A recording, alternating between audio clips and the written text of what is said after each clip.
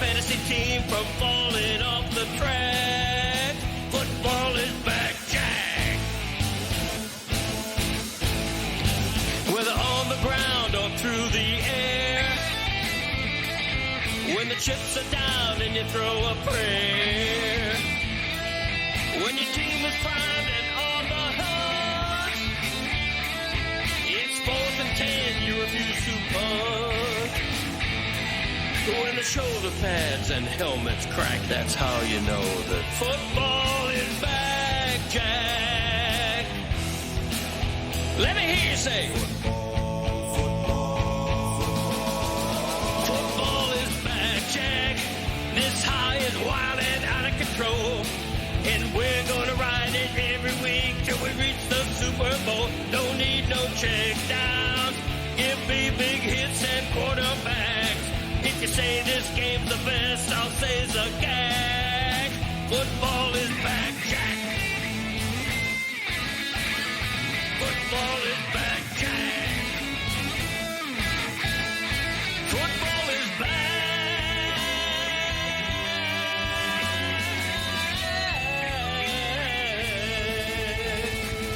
Football is back, Jack. I will ask you guys in a moment to tell me where it is that you believe we should start the show after that football weekend, because I thought the college football was again better than the pro football, and it started Friday night with 2 games, not 1, and I don't want the Friday night games to get lost just because a weekend happened. But I'll get to the football in a second and ask your guys' judgment on where it is you believe we should start, because I don't want to start with the most recent game that was a tie and an offensive explosion, because I didn't think it was the most interesting of the games yesterday, nor of the weekend, because I really found college football interesting this weekend. But I want to start with what is the biggest story locally, and it's not Jeremy at Heat Media Day. We'll check in with him there, but I don't think I'll ask him Heat questions. I'll ask him Panther questions and Marlins questions, because we again did the annual Marlins ruin the Mets season. Are the Mets always scheduled the last few games of the Marlins season? Because this is an unusual thing to have the Marlins wrecking an unusual number of Mets seasons. I mean, the Mets can't feel good about losing their season when they've got Soto and they're losing to Wagaman and Norby. Tony, look up for me, please. Outside of Sandy, what the Marlins are paying everybody, and if it comes close to what Soto is making, just what they're paying everyone outside of Sandy on the payroll, because I think the Mets should be really embarrassed by what it is that happened yesterday. But locally, and I don't want to get too far from this story, even though I know people are tired of the way we talk about the Panthers and hockey around here, but we've got the 2-time defending champions, and this is a seismic injury. And the worst news, I think this is legitimately the worst news the Panthers could get, an ACL tear and an MCL tear for Barkov that will make him at least miss the regular season. And I'm not going to assume that you could just flip a switch and stop McDavid in the playoffs because Barkov will get back and be exactly himself. I imagine that Roy and Zaz are crushed by what it is that happened here, because I legitimately can't think of a bigger injury that could happen locally. This is the most damaging thing that could possibly happen to a 2-time defending champion, to have a player this versatile go down on a non-contact injury and have it be both ACL and MCL, which you know is going to be a monster rehab. The only thing worse would have been, like, if he had his head chopped off. That would have been bad. Yeah, that's the only thing worse. Yeah. Well, hockey players can play through that. Yeah. ACL and MCL will knock you out for the season, but the torso of Barkov could still neutralize McDavid. I was trying to think of, like, what is a local injury that made me feel the way the end of last week did. Like, maybe it was when Dwayne Wade got hurt in 2005 in the Eastern Conference Finals. You know, he missed Game 6. He had to be shot up. He was only good in the second half of Game 7. That was really terrible. The Dolphins haven't had an injury like this. I mean, Tannehill got hurt that one year, but it's like, whatever, it's Tannehill. I mean, you go back to Marino in 1992, 1993. This to me, this is as devastating an injury I have felt in a really long time. I was so bummed on Friday last week. Yeah, I mean, the best player on the back-to-back defending champions just got hurt, and he might be done for the season. So, yeah, that is a devastating injury. But this team is deep enough to actually make the playoffs, and who knows how far they might go without him. I don't know. It's hard making the playoffs in that league, man. I don't think it's a given. Don't forget, Kachuk is out till January. Like, I don't know that it's a given that they're going to be a playoff They're team. very deep, and that depth is going to be tested. The Yep. Panther team that won last year is as great a champion of any kind as we've had in sports. It was stronger than their first champion, and the reason it was so strong is because of their depth. But it's going to take 90-plus points to make the playoffs, and yes, you're correct that the top half of hockey is very strong, and there are no assurances that you're going to make the playoffs. And, again, I don't believe that you can simply rehab and then start with playoff intensity hockey and expect Barkov to be exactly the same player. Oh, like that he was. you're holding out that he's going to just show up and play in the playoffs. Well, I'm not.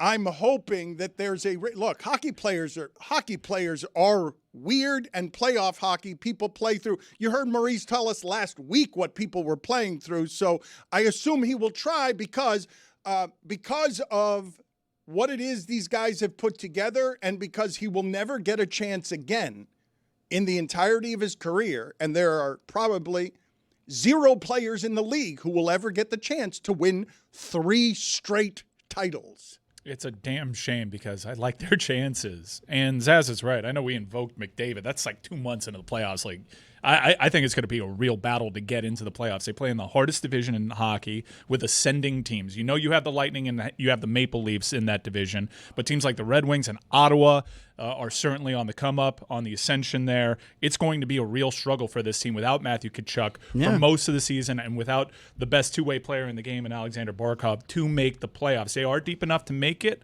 There are wild cards in that sport. We'll see. I hate injuries. Yeah, it's a 7 and 9 month timeline. Even the most aggressive has them like iffy for that first round of the playoffs. This is a really bad injury, and it's an injury that every other contender in the NHL in both conferences maybe just. I would give him my knee if it meant he would. Would you give him your knee? I would give him. I would give him my knee. I'd give him both my knees, and I would merge my 2 knees into one super knee, and I would give that to him. And an elbow. Yeah, they all pump their fists under the table. This is huge for the rest of the NHL. Put it on the poll, please, at Le Batard Show. Did McDavid pump a fist quietly under the table when he heard of the injury? Yes or no? Because I understand what you're saying. There's a lot involved before you get to McDavid, and a lot has to happen for both of those teams to end up in the Stanley Cup final. But the reason Barkov is what he is to me is because I've seen no other human being on earth who exists who can neutralize McDavid. That is not something that any other team in the league has in its toolbox. And so when Zaz says this is comparable to Dan Marino going down with an Achilles tear when you knew the moment that it happened, oh no, there goes everything. And Dan Marino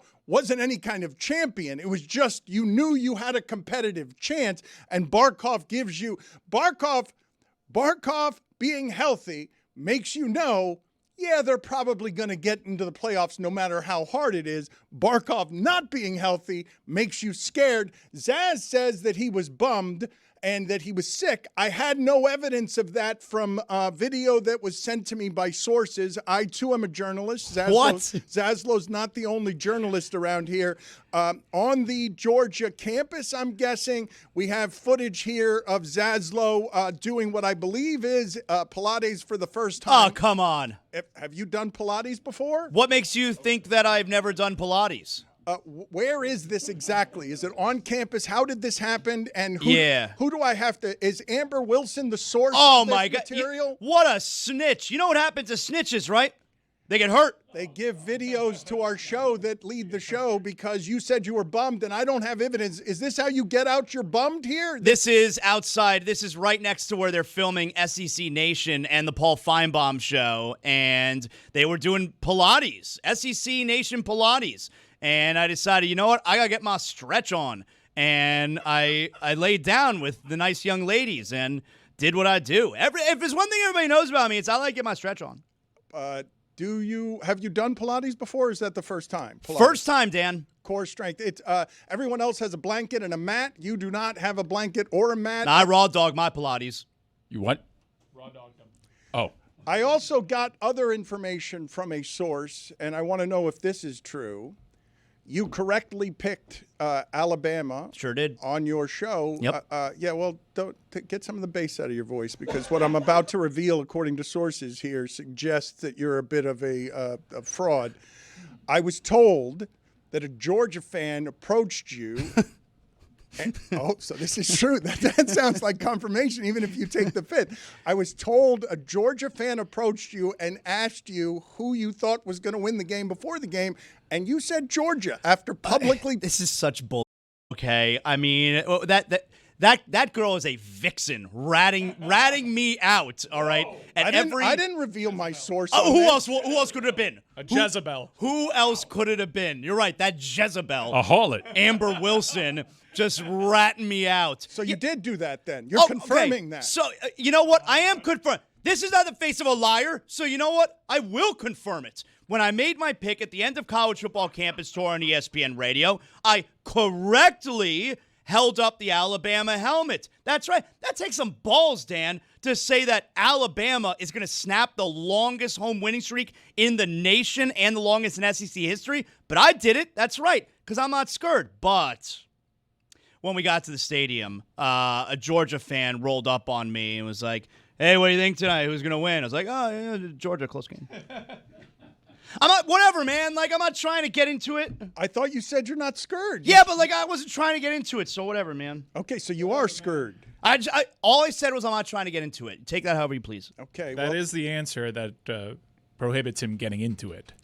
I want to talk about that Alabama-Georgia game. It had one play above all others that I want to talk about, which is throwing a screen pass to the 340-pound guy and then watching him run 10 yards like sixth graders were trying to grab him because he just kept moving the pile all the way to the goal line. But before I do that, Tony, can you give me the stats, please, on salaries with the Marlins as it relates to just Juan Soto? Because, again, the Marlins just ended a disastrous Mets season that is now being proclaimed a failure by their own voices. They're saying what an epic failure it is because they spent so much money trying to make the playoffs. And after the Guardians and the Tigers clinch on Saturday, the Marlins just ruined the entire Mets season on the last day. The Mets go out with a whimper. They don't score a single run. Keith Hernandez and Gary Cohen are whimpering in the broadcast booth. What numbers do you have for me, Tony? So, Dan, his salary, Soto's salary in 2025 is $61 million.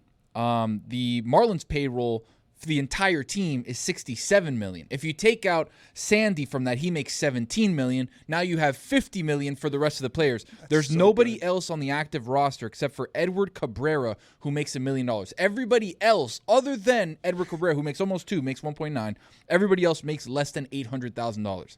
You have to get $1 million. You find Braxton Garrett, who's on the injured list, and Anthony Bender. Those are the only two other guys on the team that make $1 million. So 3 guys make $1 million. Sandy makes 17. Soto makes 61. Do you know how great it is to knock out Francisco Lindor, Pete Alonso, Juan Soto with Norby? It's so good. And here's Keith Hernandez, who is wonderfully bitter, okay? Keith Hernandez, I love listening to him because he's just sour. And here he is finding the only way he can to rip the Marlins because he's just disgusted with the Mets, and he's the broadcaster who comes home from a bad day at work and kicks the dog. The 3-man booth. Gary Cohen's in there. I think he's the one that spits the most poison here. I'm watching the Marlins. They just took a team picture in front of their dugout like they're going to the postseason. Oh, this was their World Series. Oh, they took 2 out of 3, knocked the Mets out of the postseason. We saw the Reds celebrating in Milwaukee. Oh, that's loser talk. It was explained to me, by the way, by Jeremy that this is a Marlins tradition all season long. They always take a group photo anytime they win. Now, this was the first time all season that the entire team took a photo, and the Mets clearly took exception to that. It's usually the stars of the game that take a picture in front of the dugout. This time it was the whole team, and it's only because it was the end of the season, the end of the Mets season. Specifically, the end of the Mets season is what the three-man booth of the Mets think. No, it was just the end of the season. They're saying goodbye to each other, and they're ending with the perfect punctuation of just befouling. Those stats that Tony gave, that's crazy, is it not? To think that what'd the Marlins do? Finish like 4 games behind the Mets and ruin their season? That's a great season for the Marlins. Oh my God, is it a good season for the Marlins? In fact, you'll find very few ever in the history of South Florida that exceeded expectations more than this one, except maybe the pandemic season where they made the playoffs on a 30-31 record because they played only 61 games. The Girardi season also surpassed wild expectations. Marlins are good for the occasional surprise. It's a funny little sport. I learned yesterday that the Reds were good enough to make the playoffs. Girardi won, I think, 84 games and manager of the year, and it was an enormous surprise, and then they fired him. That's the way the Marlins end up doing business. Where would you guys, before we get to the Hampton Farms Nuttiest fan, where, Tony, would you start? If you could only pick one game from the entire weekend where you would start today's show, what would you think is the most important one? Dan, wow, what an incredible weekend of games. We had Friday games, Saturday games, Sunday games. I'm probably going to start with the biggest news out of the entire weekend, which is Bad Bunny's hosting the Super Bowl halftime show. We didn't talk about that. It's been 15 minutes into the game. And 15 minutes into the show, we haven't even mentioned the biggest thing on the planet, which is the biggest artist on the planet is now gracing the Super Bowl halftime show, which is going to be unreal. Dan, that's where I'd start. You want me to do 15 minutes there or no? No, thank you. You keep saying, though, you keep saying that Bad Bunny is the biggest He's artist the biggest artist on the planet. planet. I said that 5 years ago, and it still rings true today. Put it on the poll at Le Batard Show. Biggest artist on the planet. Is it Bad Bunny or is it Taylor Swift? Because I thought it was Taylor Swift. I didn't think that Bad Bunny had. Do you listen to Bad Bunny, Dan? Some, but I don't listen to Taylor Swift either that much, and I know that Taylor Swift sells out places in a way that Bad Bunny does not. No knock on Bad Bunny. She's just got a following that I thought was larger. Am I wrong on this? You could be wrong. I would bet dollars to donuts that you're wrong. Let me run the old search there. Okay, you can look it up. And how are you doing this? You're doing this in sales? By streaming numbers, because look, Bad Bunny has an advantage here. I mean, Anglos like his music, and he sings exclusively in Spanish, so he has access to parts of the globe that Taylor Swift doesn't. Yeah, I don't know what he's saying when he's singing, but I like the way it sounds. What would be your nomination, Zaslow, for the place that you would start today's show if you were talking about one thing of all things from the weekend? I think it's Chiefs-Ravens. I mean, I was in Athens this weekend for Georgia, Alabama. It was awesome, all right? And there was some real good college football action over the weekend. Ole Miss, really good stuff. But what Virginia did Friday night.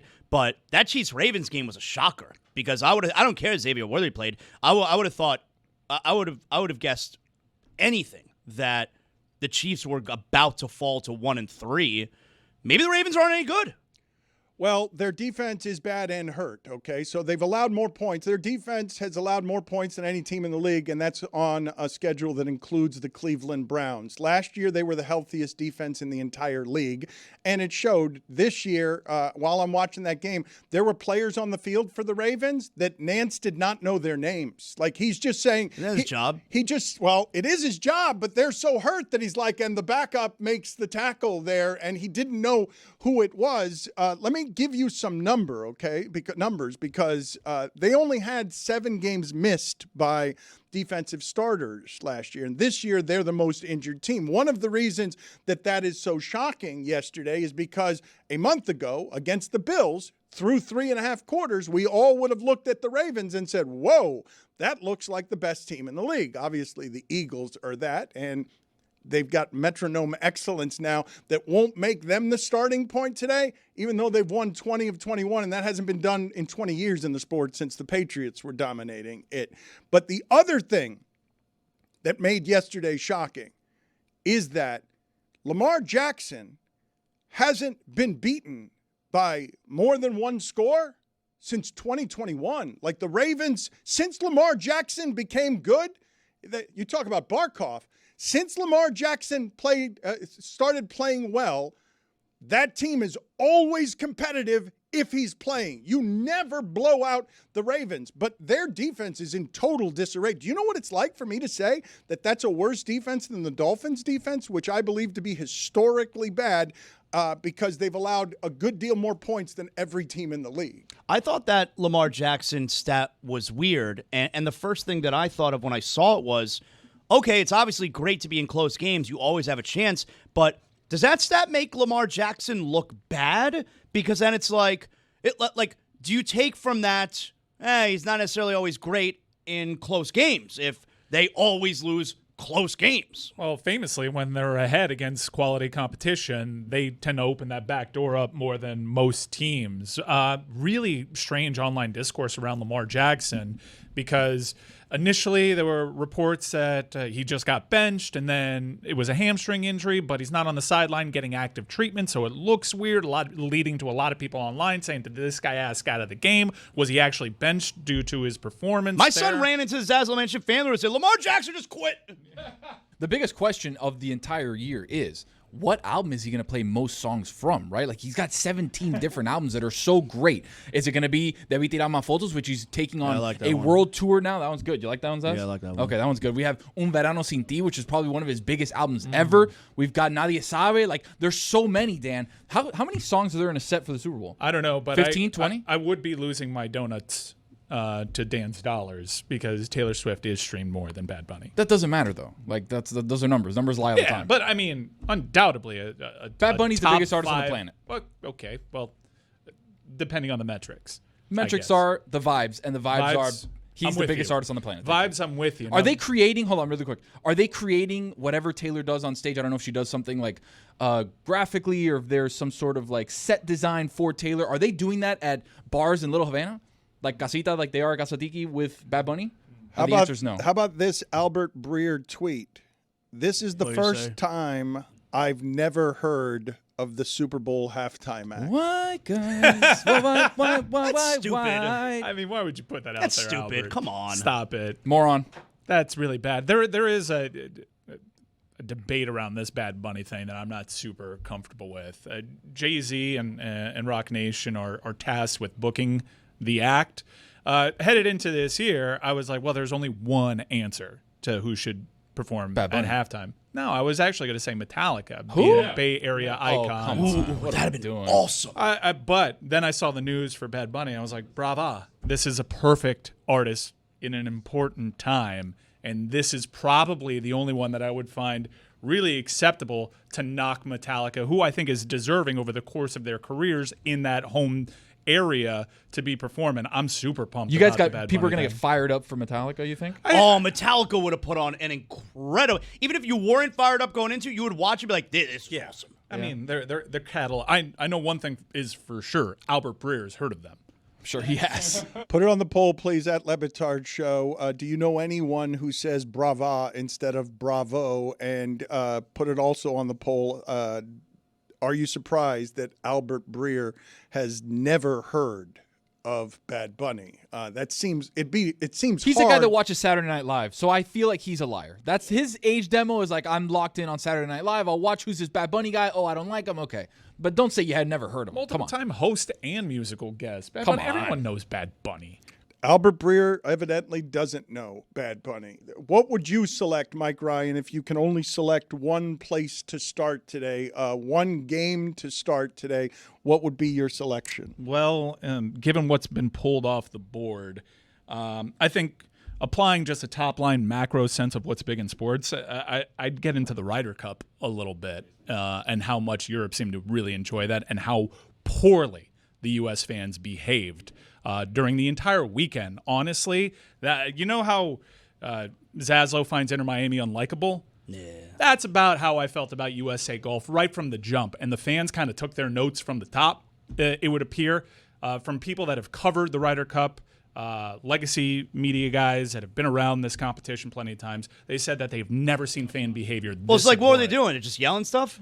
They weren't just yelling stuff. They were yelling stuff that was crossing the line. Shane Lowry almost got into a fight with somebody, had to get security there. Rory McIlroy is pointing to multiple people saying, bleep you, bleep you, bleep you. These guys certainly, look, it's a weird sport to hear about trash talk surrounding one of the big events. But Europe was absolutely pissed at the treatment they received. There was a signature drink that they were selling that had a squeaky rubber duck that seemed like a bad idea. And at that hole, all these people in the gallery were squeaking the rubber duck to whenever a European guy was at the tee box. This was bad. And to cap off a really bizarre weekend of social media behavior from our president, he couldn't even tell that he was being directly trolled by Europe when they invoked a European soccer champ asking Donald Trump, "Are you watching?" And he reposted on Truth, "I am watching. Congratulations." Clearly not getting it. Let's get to some of the sound from that. Let's check in with, as Stugotz likes to call him, because he's a little bit dyslexic, Rory McIlroy. With all that in mind, everything you go through, how satisfying is it to turn around to someone and say, quote, "Shut the F up," and then stiff it to 2 feet? Very satisfying. Congratulations. It wasn't stiff. It wasn't stiff. I had to put it.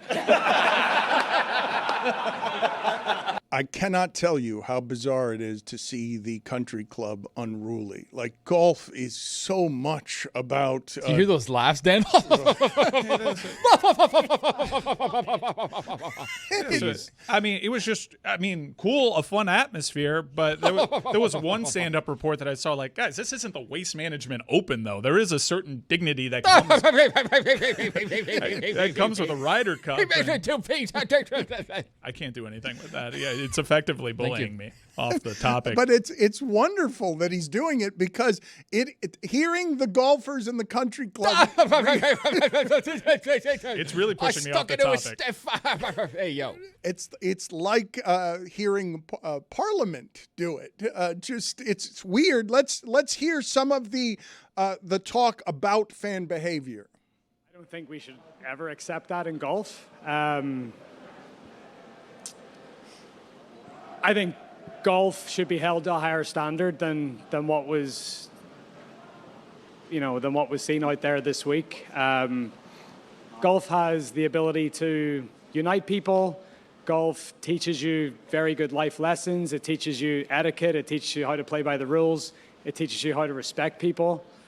And sometimes this week we didn't see that. So no, this should not be what is acceptable in the Ryder Cup. But, we will be making sure to say to our fans in Ireland in 2027 that, what happened here this week is not acceptable. And it's, for me, it's, come and support your home team. Come and support your team. I think if I was an American, I would be annoyed that I didn't hear a lot of shouts for Scotty today, but I heard a lot of shouts against me.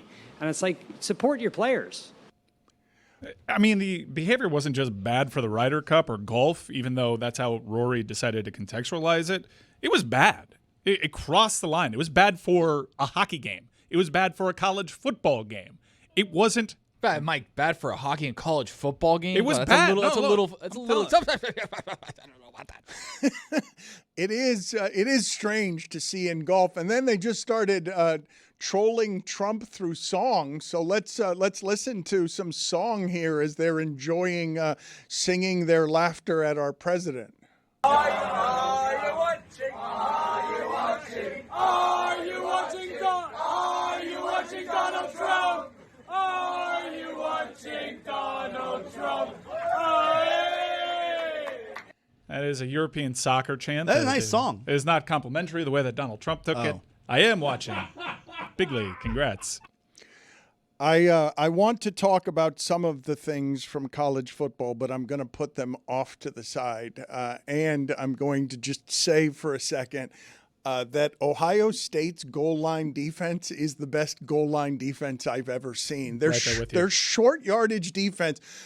Washington got to the 1-yard line on Ohio State, and Washington had been 16 for 16 in the red zone with 15 touchdowns. But what Ohio State does to show you the physical advantages they have makes me think of the physical advantages that the Philadelphia Eagles have when I'm watching the game in which, I don't know how you guys measure quarterback play, but one of the reasons that I know that Baker Mayfield is so good is because they put up the stat yesterday during the game, 40 dropbacks, 2 sacks, 18 pressures on Baker Mayfield. And it's like, okay, half the time he does not have time while Jalen Hurts is throwing 2 underhand touchdown passes to Dallas Goedert because it's just like, here, you grab it, giant Frankenstein guy with bolts in your neck, and you go 3 yards because we're just going to keep mauling people right and left, and you're going to have to change the rules because we're physically stronger than everyone but Detroit. It's the first time in several years that this happened. The Eagles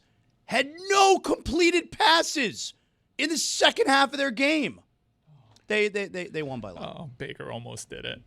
You live by the Baker, you die by the Baker. That pick was brutal. I mean, he was trying to make a play. It was tipped, though. But the elusiveness to get out of the pocket under that kind of pressure and just get the ball off, trying to make a play. It was 1/3. It was like 3rd and long, and he ran for it. He picked it up. That 4th down, like it's just so great to watch him. Like they're down 21, and you just know like Baker's got him where he wants. I wish he was the Dolphins quarterback. By the way, I'm sad. Chris Godwin looks like a shell. I know it's his first game back, but he did fractured his ankle in like 19 places. Did he give him more than a game? I know. He's working his way back. I love watching this player. And just you don't know what you're talking about. The explosiveness. Metallica, please. Hey, that says to golf. You don't get to do that. I think you don't get to do that to me. I think I want him doing that. No. I think I like his point. No. It's childish and amateur, and it's Anytime got no I don't like a place take, in I'm this just sport. I hate this. Wait till Stop Jeremy him. finds it. Can you stop him? This is bad. Jeremy Tache is at Heat Media Day. I don't know exactly why. We should be talking about the Marlins. We should be talking about the Panthers. The Dolphins have a Monday night game. Give me the stat of the day music here real quick here, Roy, so that I can just give you a quick stat on the New York Jets-Dolphins game that is tonight that may not be surprising to the rest of you before we go out to Jeremy Tache, but is still funny. Start of the day, start of the day, it is the start of the day. Start of the day, start of the day, it is the start of the day. Start of the day, start of the day, it is the start of the day. Start of the day, start of the day, it is the start of the day.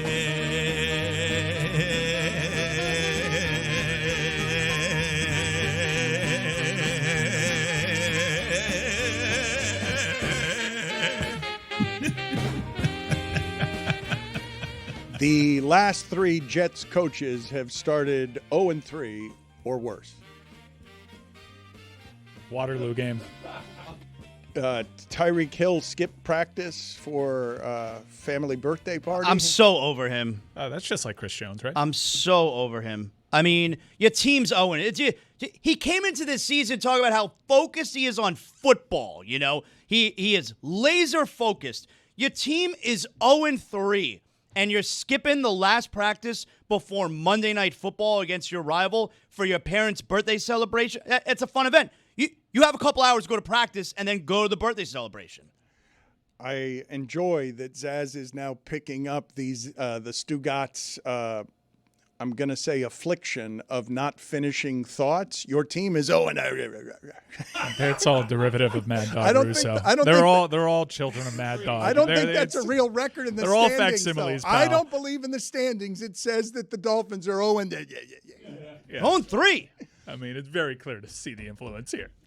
Jeremy Tache is at Heat Media Day, so I will ask him the question on everyone's mind locally. How much did you enjoy the Marlins wrecking the Mets season yesterday? Maybe more than the Marlins actually making the playoffs in 2023, Dan. It was such an incredible moment to watch them just end the Mets, who have 5 times the payroll of the Marlins, and watch all the New Yorkers who now like move down to Boca or West Palm Beach ride out sad. It was incredible. Let's play for Jeremy the sound of bitter Mets broadcasters watching the descent of the Mets season into the final toilet swirl of sewage. I'm watching the Marlins. They just took a team picture in front of their dugout like they're going to the postseason. Well, this was their World Series. Oh, They took 2 out of 3, knocked the Mets out of the postseason. We saw the Reds celebrating in Milwaukee. Look at that look of Jeremy as if he's walked into a bathroom that has a bad smell in it. I mean, maybe if your team played like it was the World Series, you would have made the playoffs instead of losing 2 out of 3 to the Marlins, who technically had nothing to play for in that series outside of upsetting the Mets. And they win 4-0. One of the greatest parts was the bases were loaded and Pete Alonso came up, you know, the guy who's going to leave the Mets this offseason. He opted out of his contract. He hit the hardest ball that the Mets have hit all season, 115.9 miles an hour off the bat, right at Javier Sanoa in left field. Javier Sanoa, who's pitched as many innings as the Marlins scored run yesterday. Jeremy, I'm going to pin you down here. Obviously, you know who the biggest artist on the planet is. Who is it? I heard you say Bad Bunny, and while that's the answer. I understand. Thank you. Thank you. No, you did a great job. Hold on a second. Don't tell you can't do that to me. I do it to you. You're gonna handle the credentials of Taylor Swift to pretend like you can laugh at them. I'm done. All right, Jeremy. Thank you for joining us from Heat Media. Well, Dan, Day. hold on. Before you send this away, I just wanted you to know I was going to be on the court. They had me set up to be on the court. When I walked in, people were giving me high fives, hugs, everything. And then I said I was at the Le Batard Show, and so they decided to put us back here in the freaking garage. So shows how your credentials have dropped out of the planet since we threw knives at Pat Riley. I in my defense, it's just what was there. I would have thrown knives at Keith Haskins if that were the cutout. I meant no disrespect to Pat Riley. I just needed a target. Can I see where it is Jeremy is and the glamour and pageantry of where it is that they have put Metallica Media, an ascending media company in these troubled media times? Let me look at where it is Jeremy is, because you guys did a close-up there, and it looked like you were at Heat Media Day, but now it just looks like you're in the bowels of the arena. You're amid construction, and there are no other reporters. This is where Mankind would do his promos. Yeah, this is where they put me because of you. I was going to be on the court, Dan. I was going to be on the court, and because of you and this mic flag, I'm here. Okay, we will check back in with you later. We will also. Did anyone ask about me, Jeremy? Jeremy, also ask about aspiration while you're out there. See if Pat Riley has any comments on aspiration, please, while you're out there. Fat chance. This episode of the Dan Le Batard Show is presented by DraftKings. DraftKings, the crown is yours. One of the things that probably bears noting as it relates to Baker Mayfield is he's also been very lucky this season. He has been reckless. He's got 9 turnover-worthy plays in 13 quarters. Like, there are going to be games. It's not going to matter in that division. That division's so bad that the Dolphins might get right against that division because they get to play against the Saints in Carolina. This is slightly where, like, this is my biggest point of contention, and I mean, I'm sure the audience can read through it because of how pro Baker I am. This is where PFF is flawed. Yeah, turnover worthy. I guess the ball that he fit between 2 defenders closing in on that ball to Puka was turnover worthy. It was also a freaking touchdown because he's got a laser arm. Is that how they do it? Like, if it could be the smallest window and the pass is completed because he threw a literal perfect pass, but because it was dangerous, it becomes turnover worthy? Baker's time with the Browns was when I learned in hearing people defend the merits of Baker is there's such a thing as a healthy amount of interceptions because he'll go for it more. He'll stretch the field more. And in watching that game, Tampa became very predictable on offense. They have their identity. It is clear. Baker, save us. Forgive me, though, for trusting PFF slightly more than your eyes and your bias. He throws some passes, and I've seen several of them this year, that DBs have just dropped. It's not perfect passes. Houston, for sure. It's not perfect passes. It's like, how did that ball not get picked off? I see that in the league all the time. It leads me to start today, to start my pro football talk today with what I thought was the biggest play of the entire Sunday that I saw. All the plays. Adonai Mitchell, the Colts receiver that produced what is, to me, the single greatest instance I've ever seen between an extraordinary, excellent play turning into a profound stupidity. I know Deshaun Jackson has done this 3 different times. How are we still doing this? Deshaun Jackson did it 3 different times. One of them was in an all-star game before he ever got to the pros when he tried to do a somersault before the goal line with the ball and put the ball down on the 1-yard line. That would be sick. He did. We could get that video. We don't have the rights to the times that he did it in the pros because he did it twice in the pros where he dropped the ball to celebrate before the goal line. But the play that Mitchell made before the stupidity, I'm going to try and describe it for you because I had to keep rewinding it to make sure I saw it right. He's running down the field. This is a 75-yard play. He's running down the field between 2 defenders. He catches the ball with just the inside of his right elbow. Like, I don't even know how it got stuck there. It got stuck there from a long distance. He caught it with just his right elbow. He's wearing gloves. This is comedy. Okay, he's wearing gloves to secure the football. And as he gets to the 1-yard line, it slips out of his hands and it goes through the end zone. And in a panic, he tries to recover it and recovers it after he's out of the end zone. The Rams get the ball at the 20-yard line. The difference between the Colts and the Rams today is that play. And while I believe the Rams are ram tough, and I believe the Rams are going to be more formidable in the playoffs than the Colts are just because they have Stafford, who I know late in games is going to do things late in games that I don't trust Daniel Jones to do late in games, no matter how you try and reinvent Daniel Jones for me, and no matter how well you coach him up. There were 3 teams in the league that went into the games yesterday with no turnovers this season. They were 9-0. Those teams that had no turnovers. All of a sudden, the Colts have a couple of turnovers, and they have the play at the goal line. There was no bigger play yesterday because I believe the Colts and the Rams are good teams. I believe they are good football teams, and you just can't have explosive plays be that rare in that sport, touchdowns be that rare in that sport, and your 22-year-old receiver catches the ball with the inside of his right elbow inside of double coverage for a 75-yard run, except he only runs 74 of them with the football because as he goes to put the ball over the goal line, it wasn't even what Deshaun Jackson does. Like, I understand what you're saying, Zaz, when you're saying, how does this still happen? But what's happened previously is guys drop the ball before they get over the goal line, drop it casually to be cool and swagger into the end zone. He was just trying to put the ball over the goal line. Like, he wasn't even doing something that was super showy. He didn't need to do it, but all he was doing was trying to put the ball over the goal line. You got to assume that human being trusts his hands to do that. It was a little showy, but he was kind of towing the sideline a little bit, so you can probably rationalize it. This is the first instance where I've seen sheer panic on a player that wasn't even able to really celebrate the unbelievable play that he made, because it wasn't just catching it with the crook of his elbow. It was hitting circle on the PS2 controller after that. And making that play. It was an unbelievable play, and it's also like one that is weird to get on a guy for because they're only in that position due to an unbelievable individual effort. It's almost scientifically impossible to have his gloves that grippy with the ball after touching his skin. That's obviously he's sweating because he's running, and have the ball come out of his hands. That's almost physically, scientifically, mathematically impossible. It is really hard to have your elbow be You felt those gloves, right, Dan? Than your hands. Had him to score a touchdown, too. Oh, that was unfortunate. Oh, no.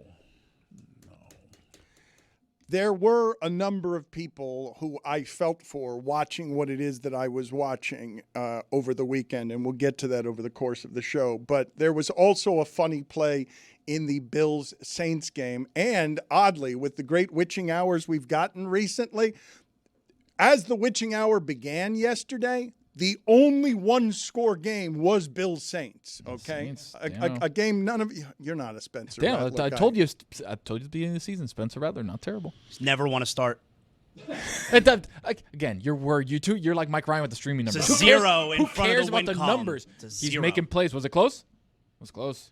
it was close, but I didn't believe that the Saints would ever win that football game. And I guess the Giants were the biggest upset yesterday, beating the Chargers. We'll have something about that game in a second.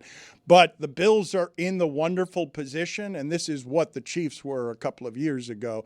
They're in the wonderful position where they routinely put up 31 points, and you're like, man, the offense didn't play that well. They didn't do very much, and they're scoring 31 points. But in that game, and I thought of this the other day because I was talking to David Sampson, and heart out to David Sampson. If you've been following that show, you could listen to Nothing Personal Today, where he talks more personally about just the most horrific, trying thing that he is going through. But I was talking to him about Annabelle Sanchez and the fact that my father and I went to one game that entire Marlins season, and Annabelle Sanchez threw a no-hitter in that game. A no-hitter that if we'd used replay back then wouldn't have been a no-hitter, because there would have been a bad call in that game that turned that into not a no-hitter. I'm watching. You say that Mitchell immediately felt bad and had panic, and you are right. I'm watching in that game Brandon Cooks make an amazing catch in the end zone, okay? And the reason that I knew that it wasn't a catch, even though the referees signaled that it was indeed a catch and was a touchdown, is because Brandon Cooks got up. It was a great catch. And he did a really super half-hearted bow and arrow celebration.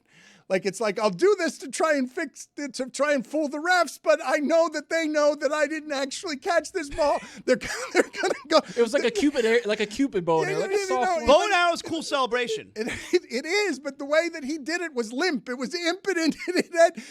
He should have been happy. They'd be taking the lead on the road against the Bills. It was a third down play. It would have been an enormous play, an enormous catch, but he did it it was really limp. He just like, I know they're going to overturn this when they go to video, and everyone could tell. It's the way that I could tell on Mitchell's face. Like, Mitchell looked up at the scoreboard to make sure.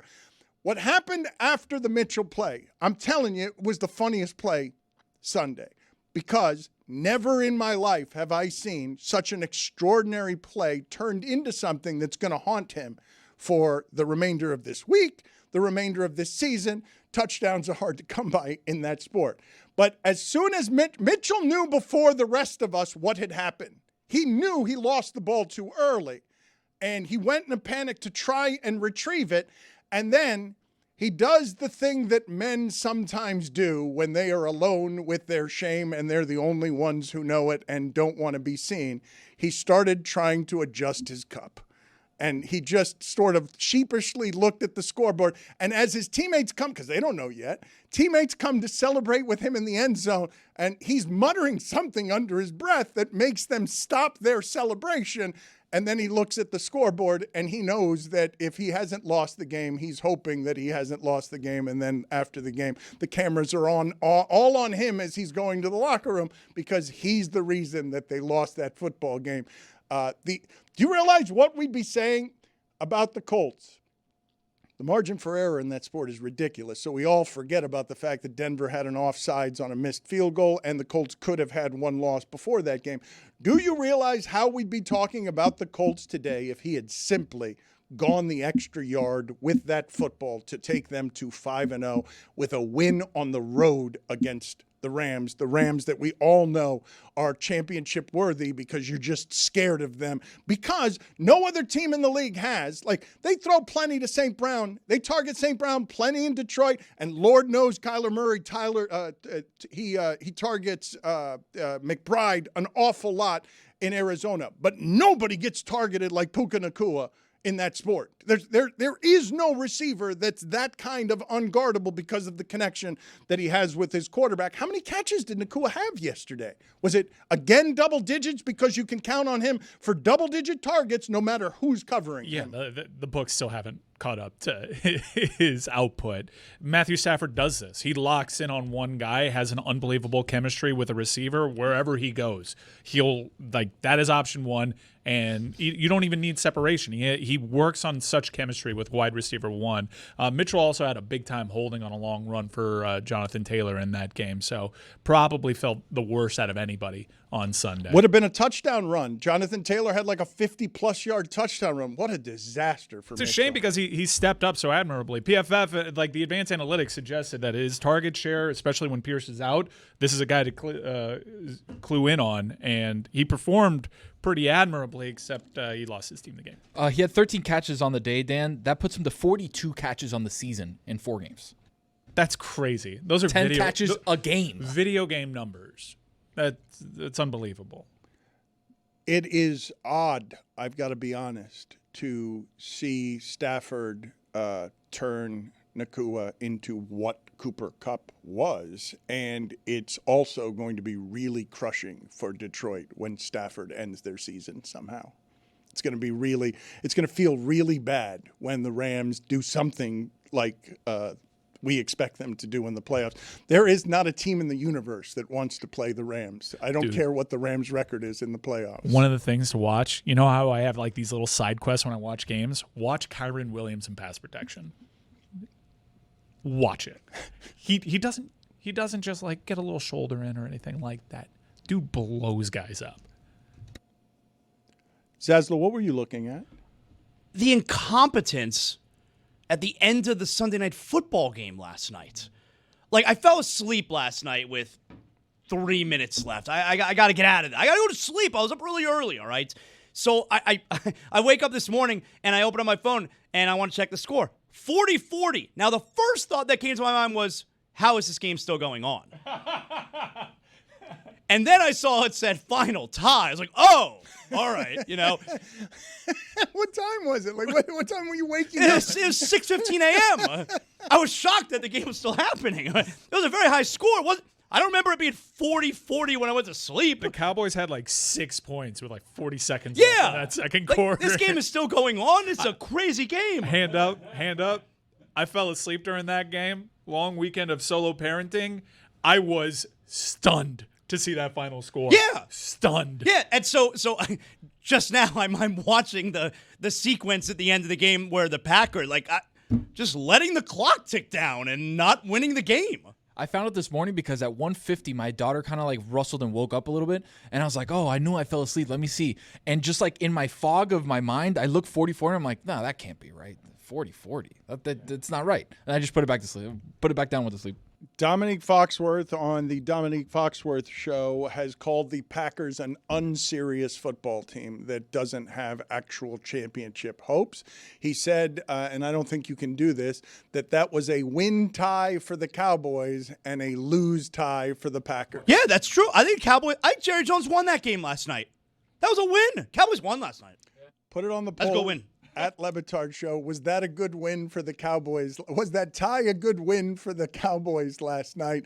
Let's get to the Hampton Farms Nuttiest fan here. I did indeed get my car cleaned for all the peanut shells over the weekend, but I will destroy that again when I take home some of these spicy nuts that are now something that perpetually remind me of childhood. What are the nominees, Roy, for this week's Nuttiest fan? All right, this week's Nuttiest fan, we have 3 nominees. The first nominee is a Virginia fan climbing the field goal and standing on the crossbar and hanging on to the upright. He was doing a move like pointing that way, like doing a pirouette or something like that, as you can see on the video right there. Good balance. Yeah. That is a shirtless fan that is proud to be shirtless and should be proud to be shirtless. I'll say it. That's an attractive young man. Yeah, he's got some muscle on him. It's like looking in the mirror for me. That's exactly like you during Pilates. The second option is this Oregon fan at State College for the Penn State Ducks game, who was all alone in a sea of white with the Nittany Lion fans. That was kind of like the Cowboys-Packers game where the final score is like, what the hell happened here? Yeah. Yep.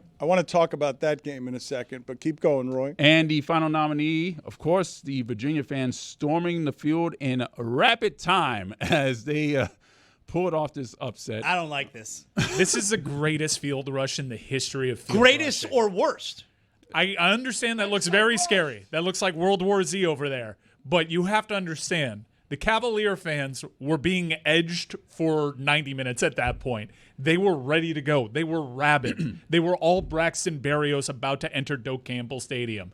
They were crazy for that. That was just such a cool, dramatic moment. I understand. It looked a lot worse than it was. Nobody got hurt. By the way, that is a fine for me for clearing my throat in the microphone. That is the Nuttiest fan.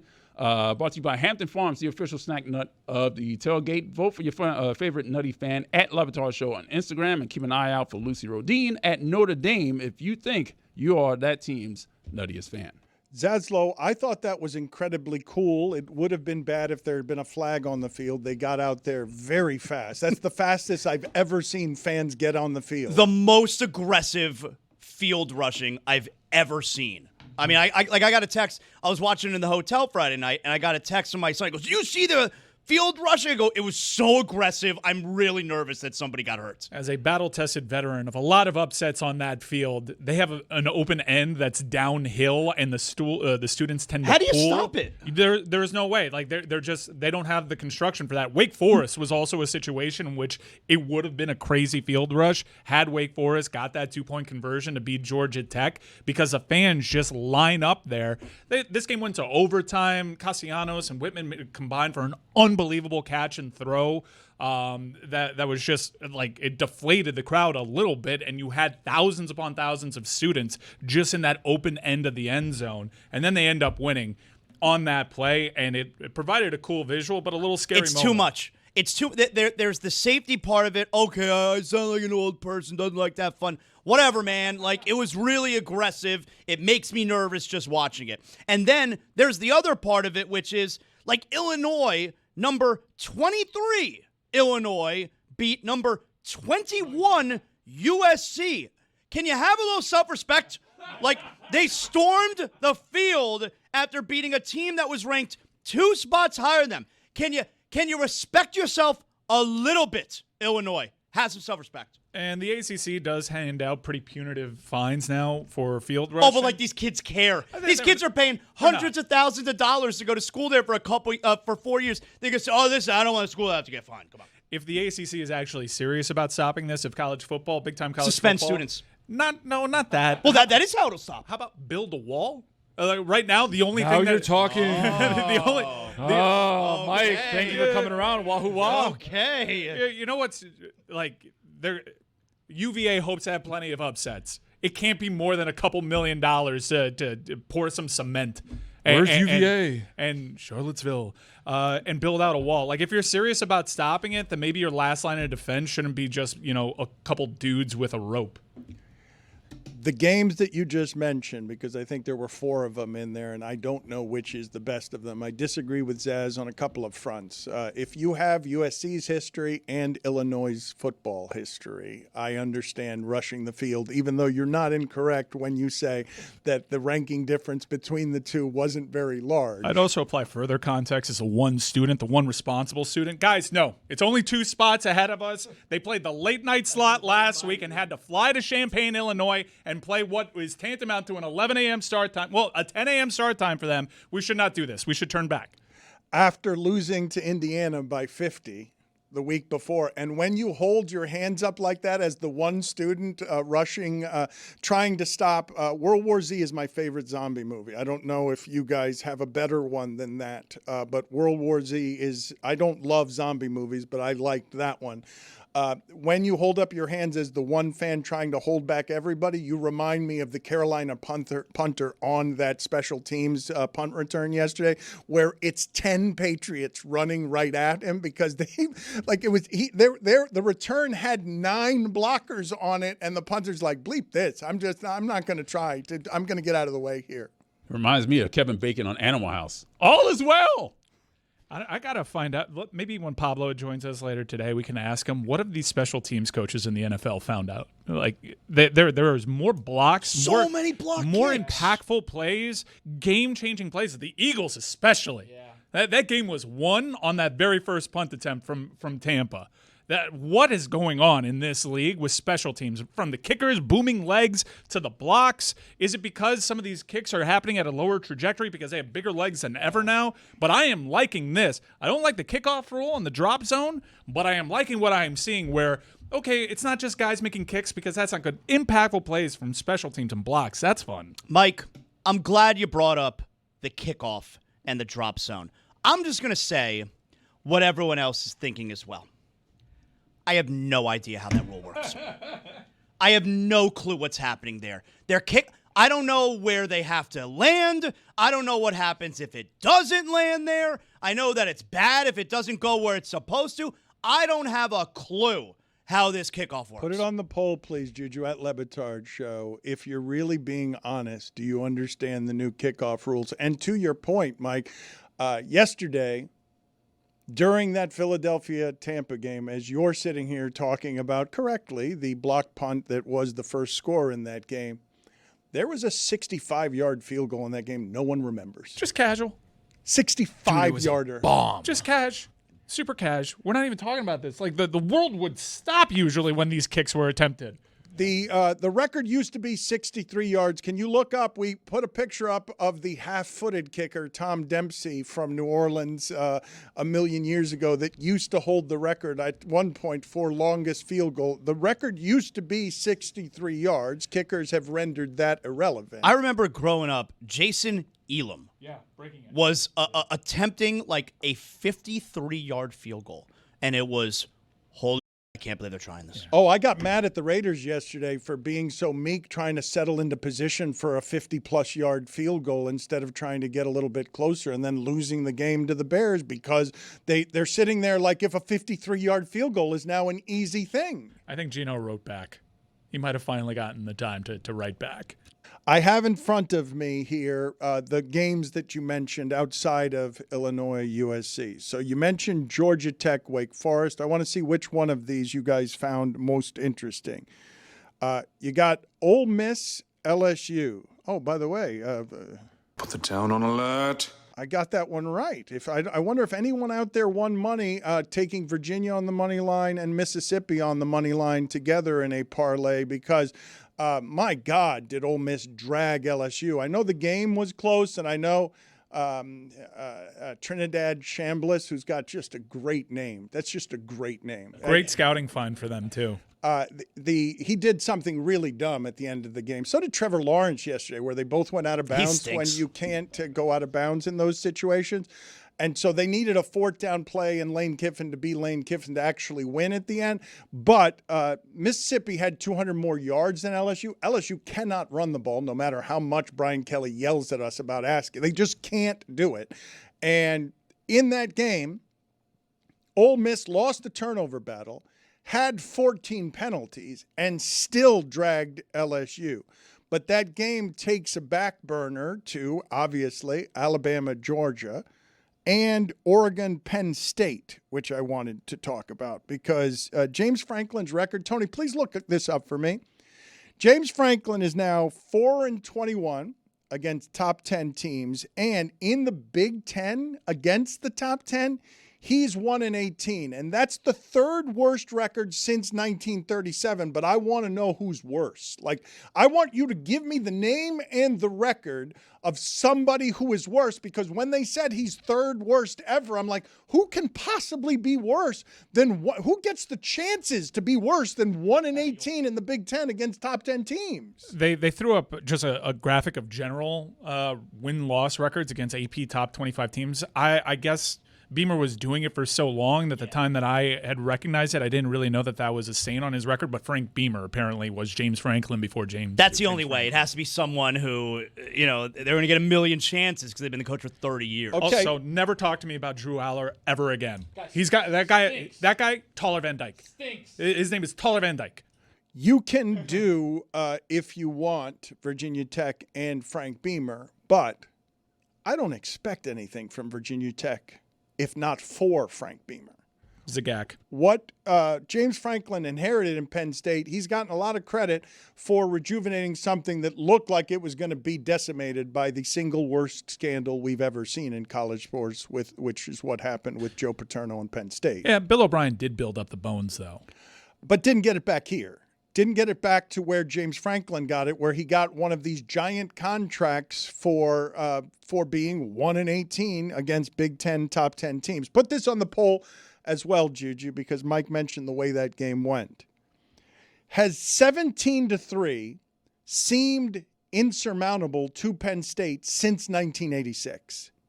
Because I did not expect them to be able to come back and tie that game. And, Zaz, you're going to be out here telling me you like that game because you like those defensive struggles. Yep, I do. You liked that game that slows down Oregon and turns them into their leading 17-3, and they're in a position to bury James Franklin. But somehow Penn State miraculously scores 2 touchdowns. I love how every possession, especially in the second half, is so important. Every play is so important. I love that kind of game. And by the way, yes, it was 17-3 late in the third quarter, and some people may have thought that it was a bore. Fourth quarter of that game was awesome. You tell me it wasn't fun to watch? And then they put the camera on James Franklin after they lose the game. Moore showed a lot of poise there, probably welcomed himself into the Heisman conversation. But takeaway from all the post-game stuff is, look, we can all laugh and cut clips, but if I'm Oregon's athletic department, I do send a text to Dan Lanning and just say, hey, are you all right? Dan, I've got the top 5 worst coaches against the top 10 in the AP poll. Number 4, Tom Allen from Indiana was 1-14 against the top 10. Unfortunate time to be in the Big Ten. Mike Loxley from Maryland and New Mexico was 0-7 against the top 10. What years were this? Tom Allen was there not too long ago.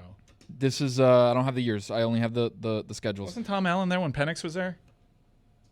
Number 2, Matt Rule, Temple, Baylor, Nebraska, 0-11 versus AP top 10. Nebraska just never going to win that game. Never going to win that game. And the worst, James Franklin, 4-21 against the AP top 10, .160 as a winning percentage. It's not good. All good numbers, but again, the stat that I read was that he's the 3rd worst since 1937, and I was saying who's worse? Who are the 2 who are worse than James Franklin? You mentioned low scoring, or we were talking about low scoring games. I will have you know, again, on another Saturday, even though you guys judge me for this, I was driving around listening to satellite radio instead of watching college football, and what I had on was the Iowa broadcast of Iowa, Indiana. And I enjoy these broadcasts for a number of reasons, one of which is the local sponsors that are sponsoring everything, the red zone, every first down. And so I get to enjoy, take a deep breath and enjoy Whittle's hot dogs or discount furniture or whatever else. And the announcers in Iowa, Indiana at the end of that game, which was, of course, Indiana slowed down by Iowa because that's what Iowa does against everyone except Rutgers this year for some reason. The announcers had the following exchange. One of them said, "Who doesn't love defensive football?" And the other one then howled, "I don't want this game to ever end." And then it ended shortly thereafter with Indiana winning. I'm so happy that we're talking about college football. I think Sunday was the worst football day of the weekend. I put together a top 5 just so we can quick hit. Like, these were the most compelling college football games. You're going to have 2 from Friday because that TCU-Arizona State game. Yep. Dan, time-honored tradition of ruining the top 5 before it gets going. And number 5, Tennessee-Mississippi State.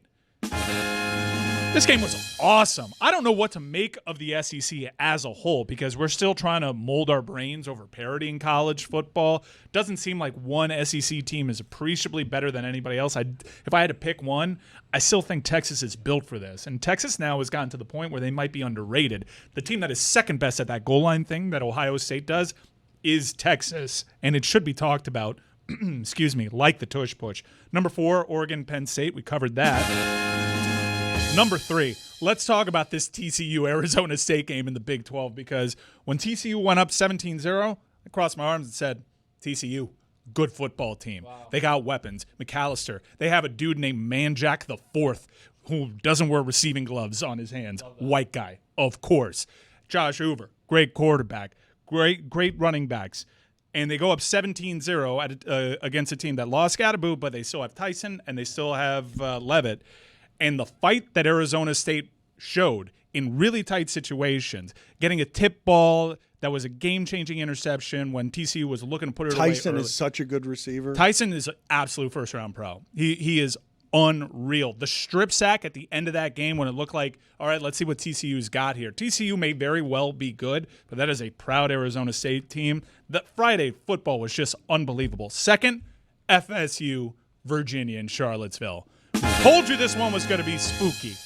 We told you it was going to be spooky. Everyone talked themselves into FSU. They don't have the body types for you to think that they can just stroll into a road game in the ACC against a veteran quarterback like Chandler Morris and come out to tell the tale. You think that?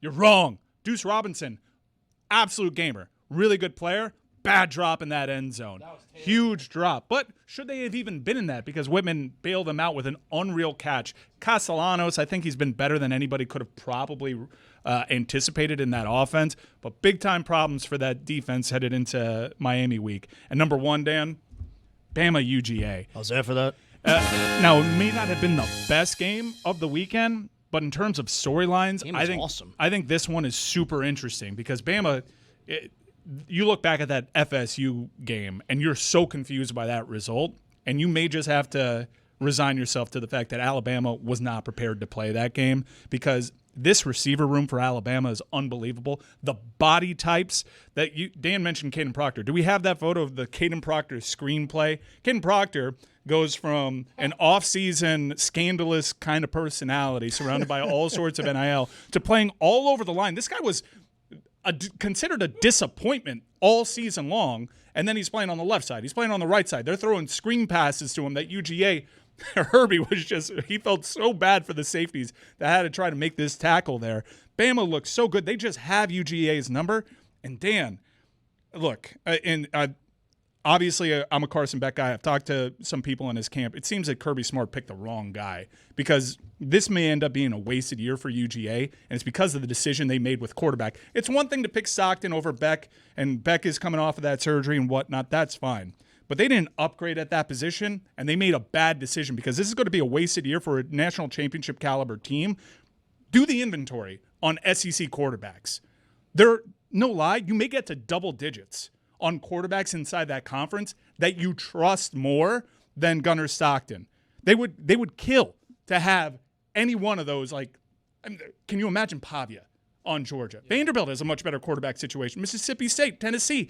The schools that have a better quarterback situation inside their own conference is startling for a Kirby Smart team, and it is just a massive, massive gaffe. But Bama might be back.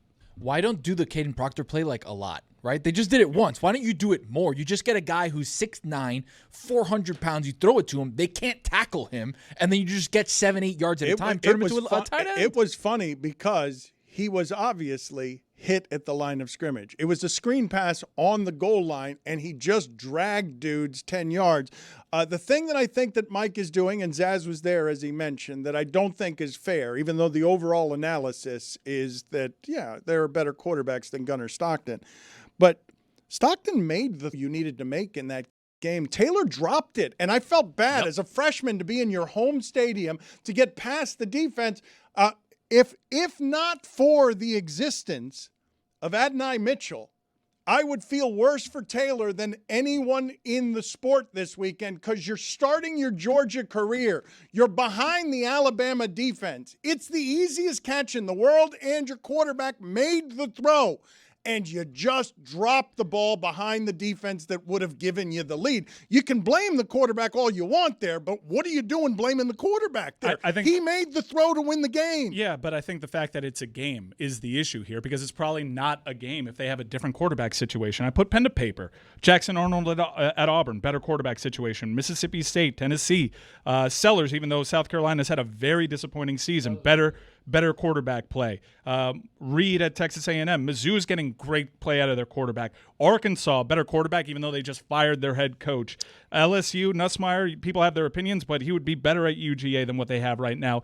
The backup quarterback, Trinidad from Ole Miss, He'd be a gamer. Vanderbilt, clearly, game day's headed It's not fair what you're doing. Alabama came out and ran roughshod over the Georgia defense on third down. Like they were just completing all their passes while Gunnar Stockton was standing on the sideline. Bama, OU, Texas, UGA is not going to win a title when they have that many teams ahead of them in quarterback I don't play. think you're giving Alabama enough credit, man. Like, Simpson's yes, the great. FSU game looks really terrible at this point, and it certainly doesn't help where you're probably right when you say they must not have been prepared, because that's like the worst thing for a coach the first game of the season when you were kind of embattled at the end of last season. Your team was clearly not prepared, but I think you'd rather them be not as bad as it is. I think you'd rather them be not prepared, and that's what happened in that FSU game, than they're not that good, because I think they are that good. Well, they're still getting run on a little bit, but look, you want to know not prepared? You're playing Gus Malzahn, and you have a nose tackle setting the edge for you in week one. That just shows you've never done any kind of film study on Gus Malzahn. But I think that like they're top 10 again now. I think they're number 10, right, Alabama?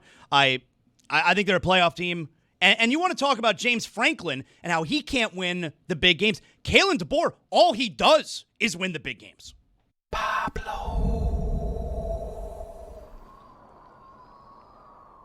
He badgered the Clippers PR staff at 2 o'clock in the morning again this morning. We will get to that story in a second. Part of what it is that we're trying to do here at Meadowlark Media is establish businesses for the people who we care about around here. Pablo has his, Zaslow. We've brought his show on board. Zaslow's now officially, his podcast is on board with us. Do you want to tell people, Zaslow, what it is that you have been doing for a while now that you are now doing with and for us? Thank you. Zaslow Show 2.0.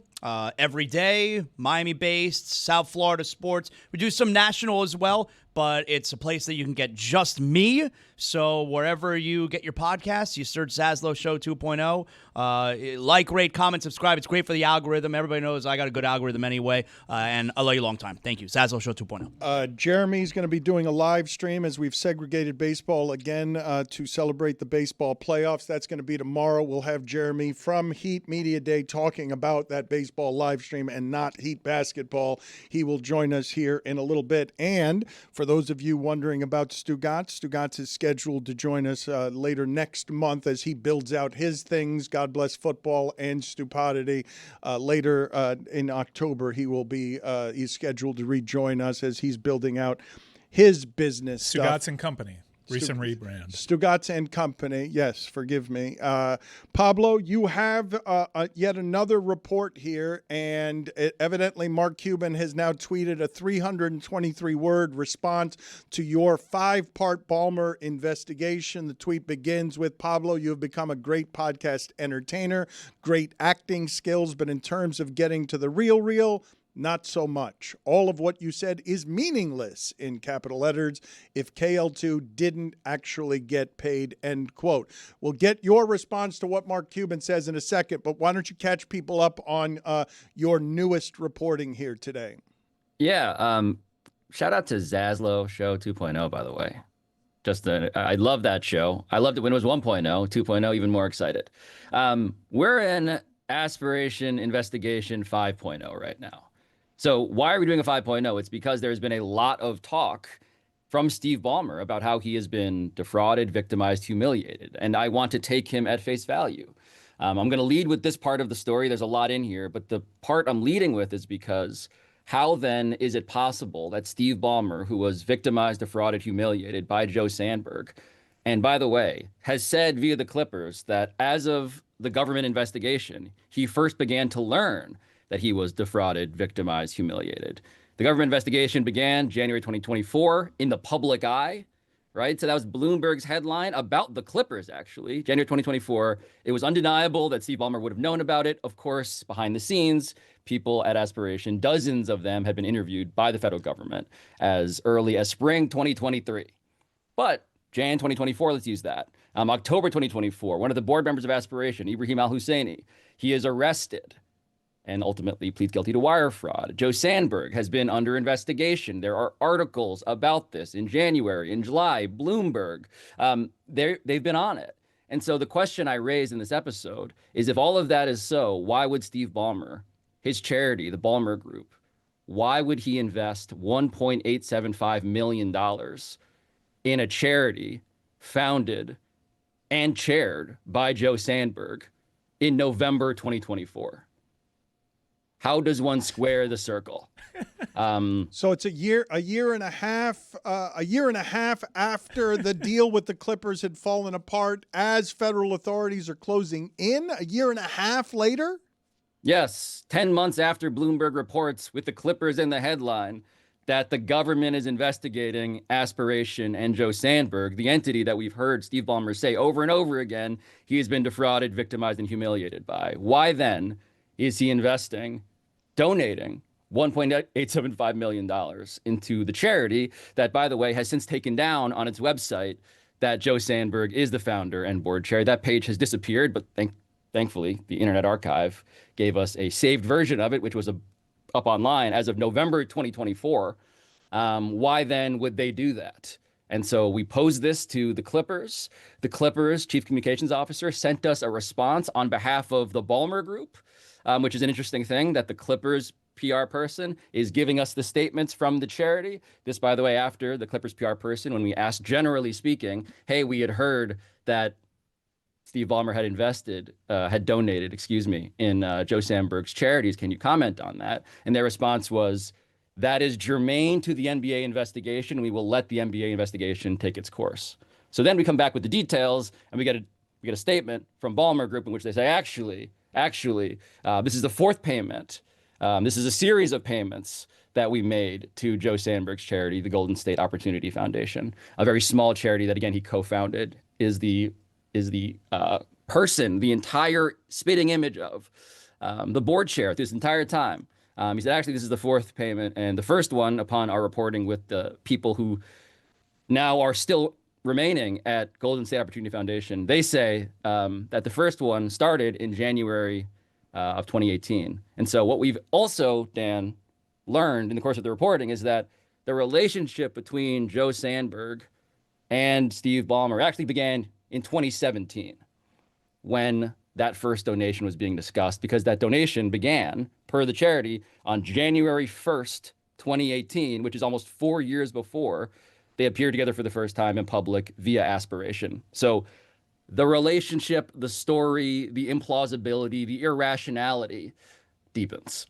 I'm really confused as to what Mark Cuban is doing. This isn't just a stubborn rich dude refusing to capitulate. He's holding water for another owner. He owns still a healthy chunk of the Dallas Mavericks. So what can we glean from this? Like, every time he has a rambling statement to you, it's like he either didn't listen to an episode of yours or didn't listen to any of the previous ones. What do you think of the recent pivot to try to parse between intent and whether or not they actually paid? Is this some kind of loophole that the NBA is looking to exploit here to not have egg on their face? Because this seems to be a systematic breakdown of their checks and balances when it comes to these sorts of things. Let me read the quote again. The tweet begins, Pablo, you have become a great podcast entertainer, great acting skills, but in terms of getting to the real, not so much. All of what you said is meaningless in capital letters if KL2 didn't actually get paid, end quote.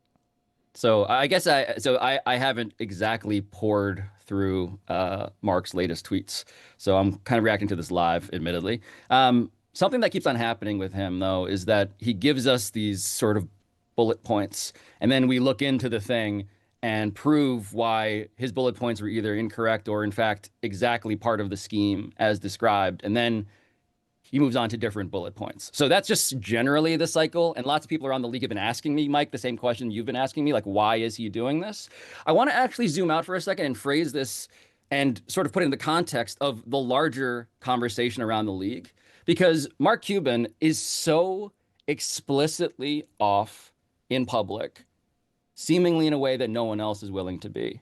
And every other conversation I have, and we have an anonymous head coach that reached out to me that's in this episode saying it's beyond obvious what happened, right? That this is embarrassing for the league. We have that anonymous head coach.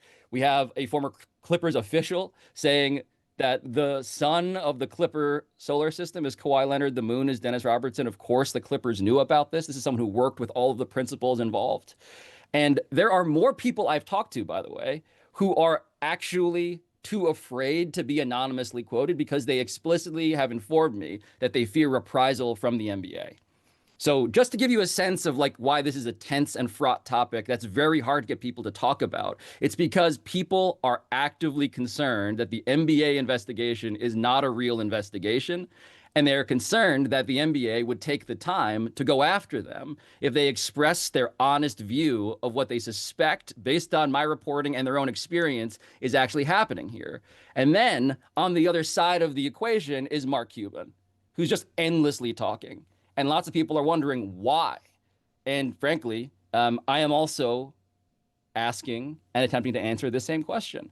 And so on that front, I just will have to say for now, my investigation continues. Okay, can you tell us, though, what you make of the $1.875 million donated to charity to a founder who conned him a year and a half after the Clippers deal ended? Because when Balmer was talking to Ramona Shelburne, the intimation was that couldn't be so.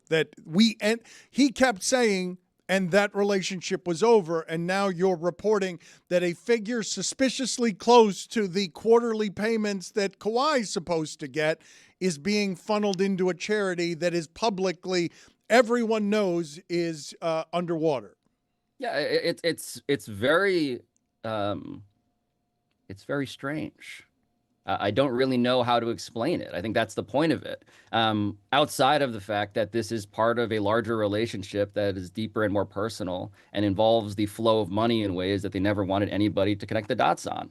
I want to put that timeline in context as well, Dan, because keep in mind, the Clippers have told us previously that they are the ones who terminated the deal with Aspiration in the 2022-2023 season because they couldn't make their payments. Simultaneously, we have proven via court documentation that Aspiration had gone into default, that they couldn't get investors from anywhere other than Steve Ballmer, Dennis Wong, a first-time investor who put in $2 million 9 days before Kawhi Leonard got paid that thing that was delayed, the 1.75, as well as the other people either who were now pled guilty for wire fraud or had already been involved in investments with Aspiration. So the question of like, was this company a mess? Was it obvious? That was obvious in 23, if not end of 22. And so to see this timeline unfurl in which you go from there to all of the public news about the federal government, for Steve Ballmer to make that donation, it would need to be the ultimate case of something, Dan, you love talking about, which is separating the art from the artist. He's like, you know what? This charity, this tiny charity that specializes in giving low-income families help with tax preparation for these tax credits that Gavin Newsom has rolled out, this cause is so important to me, Steve Ballmer, personally, that I will overlook the fact that the founder and board chair who first solicited these payments from me and renewed them throughout 4 years, 6 years, that guy, I'm going to put aside all of it and continue to give his foundation money. Doesn't really make sense. Briefly, because I want to get to some more of your reporting here, but him opening the door to the difference between intent and putting something into practice. What do you think that means? Can we look into that? Because what difference does it make? If they tried to circumvent the salary cap, isn't that a problem?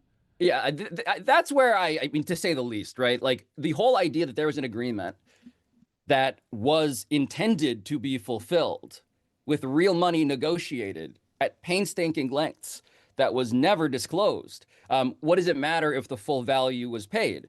I mean, frankly, I don't think it does. But I think to Mark's point, like one of the things that's just weird about this is that the first thing we reported is that KL2 Aspire LLC was listed as a creditor for $7 million in the bankruptcy filing. The deal was for $28 million. So the question of why is only $7 million outstanding would seem to almost be asked and answered by the first document we released, which is that they're owed 7 of the 28. And you could do some math and say, okay, but the company collapsed. And so really it was a 3-year deal for $21 million, in which case, logically speaking, then maybe he got paid 14. Is that what Mark is hanging his hat on? Because we can continue to report out the chain and the timeline. And of course, our investigation is ongoing on that front. But that being this new revelation to me is bizarre. It was kind of the first thing that we reported, that they actually did intend to pay and did pay millions upon millions of dollars in a deal that no one ever announced, let alone completed to its full extent, but literally ever mentioned in public when it was an endorsement deal. That's where I just don't know what leg anyone is standing on at this point. You have to get a little bit better at using allegedly, no matter how confident it is you are in your reporting. I'm going to read this to you again, though, because I want to hear your best guess theory. Pablo, you have become a great podcast entertainer, great acting skills. But in terms of getting to the real, not so much. All of what you said is meaningless if KL2 didn't actually get paid. What is Mark Cuban doing? There's a phrase that comes up when people don't really have an argument, and it mostly resembles the "we're gonna throw at the wall and see what sticks" approach. And I think the only thing I can imagine is that he is most generously seeing my podcast, as he said, like a true crime story that he cannot help but be fascinated and entranced by. And then on top of that, he is pot committed, is what one NBA executive called it to me. Mark Cuban is pot committed. He is so clearly Team Balmer in public that even most generously, he just can't back off a thing that is flying in the face of lots of evidence. And so to me, there are more, I would say, disturbing explanations, which I won't speculate on in public because that would be, to Dan's point about my legal clearances, that would be a little irresponsible. But in the meantime, it just seems it seems like an argument he won't give up. And for that reason, I am frankly ever more interested in why Mark Cuban and what Mark Cuban is saying. And I'm also kind of bored. Like, I'm just like, I don't know, man. Like, I feel like I'm kind of explaining this step by step, but I guess if you want to come back on the show, we can arrange that. Mark Cuban would appear to be just wanting to be stubbornly right when you say pot committed. That's what that feels like. In that tweet, he is offering for a return engagement. I know you haven't had an opportunity to go through the entirety of the tweet, but it looks like Mr. Pot committed Mark Cuban is offering his services again. Well, I like that he is, because we tried to book him multiple times 2 episodes ago, which is why we got the other Cuban that is talking to me right now in that episode. But if Mark's down, I wonder why he decided to talk to Kendrick Perkins and Channing Frye instead of Pablo on this one. Let's again, I've told you before, one of the great prides here at Metallark is that we could use the modulated voice and the distorted fuzziness of keeping people protected anonymously, even though, as Pablo said, there are now real fears around some of this, and this is real power and real money that disincentivizes people from coming and talking to Pablo. But the report in this morning's Pablo Torre finds out is that Steve Ballmer, the 7th richest man in the world, quietly donated $1.875 million to charity. Aspiration co-founder who conned him, quote-unquote conned him, a year and a half after the Clippers deal ended, when the feds were already closing in and this was all in headlines. Here's a modulated voice for you, again, to explain how somebody at Aspiration, who knows something about the finances of Aspiration, took that charitable donation. It's just inconceivable to me to be both hoodwinked and bamboozled, but yet continuously giving money to Joe Sandberg. It does not make any iota of sense to invest in 2021, contribute nearly $100 million in carbon offset pre-purchases, reinvest in 2022 or 2023 round, claim all of that to be lost in 2023, and then come back for more in 2024 via charitable donation. Maybe Steve Ballmer's a secret masochist. Steve Ballmer's kink is being robbed. Yeah. Rob me blind, daddy. I think that laugh wasn't modulated enough, and that laugh is going to be recognized. Allegedly. That laugh is going to be recognized by fellow employees. I believe that you did a poor job of protecting that person's anonymity. So something that Cuban keeps on bringing up, I was just scanning his tweet while you guys were playing that clip for me, and I love source number one's sense of humor, by the way. It really does keep me going. The question of like, hey, you don't talk to enough business people. I'm Mark Cuban, I'm the business authority. Here's what you're missing. I just cannot stress enough how many people I talk to that we don't quote for these episodes, so that I am as sure as I can be that I'm not missing stuff from the business world. Mark Cuban, who again, I loved the respectful dialogue we had before. It's why I invited him back for more. It's why I continue to entertain the premise that maybe we can continue to have that if we're both operating from evidence and from good faith. I am hopeful about that. But the question of whether Mark Cuban is the only billionaire I've ever talked to, in my capacity as reporting this story, he is one of an increasingly long list of incredibly wealthy people that I have to ask, hey, what do you think about this? What have you heard about this? People who are in the NBA and people who are just in finance. So I just want to there's this thing that really rich people like to do in which they say, if you are not me, you cannot imagine what it's like to be me. And a lot of what I'm doing in the story is proving that, yes, there is complication and complexity. There are terms that we're going to spell out to you as best we can. But there's also just the fundamental fallibility and desperation of human nature. And do not let a billionaire tell you that you do not understand human nature when so much of what they're doing is stupid. Yeah. It can be both. It's kind of a dirty move, Pablo, where Cuban tweets you there, just have me back on the podcast. Like, he makes it sound like you won't have him back on. Just have me back on the pod. Like, he's begging you when you've wanted him on. Anyway, what do you think's going to happen at Clippers Media Day today?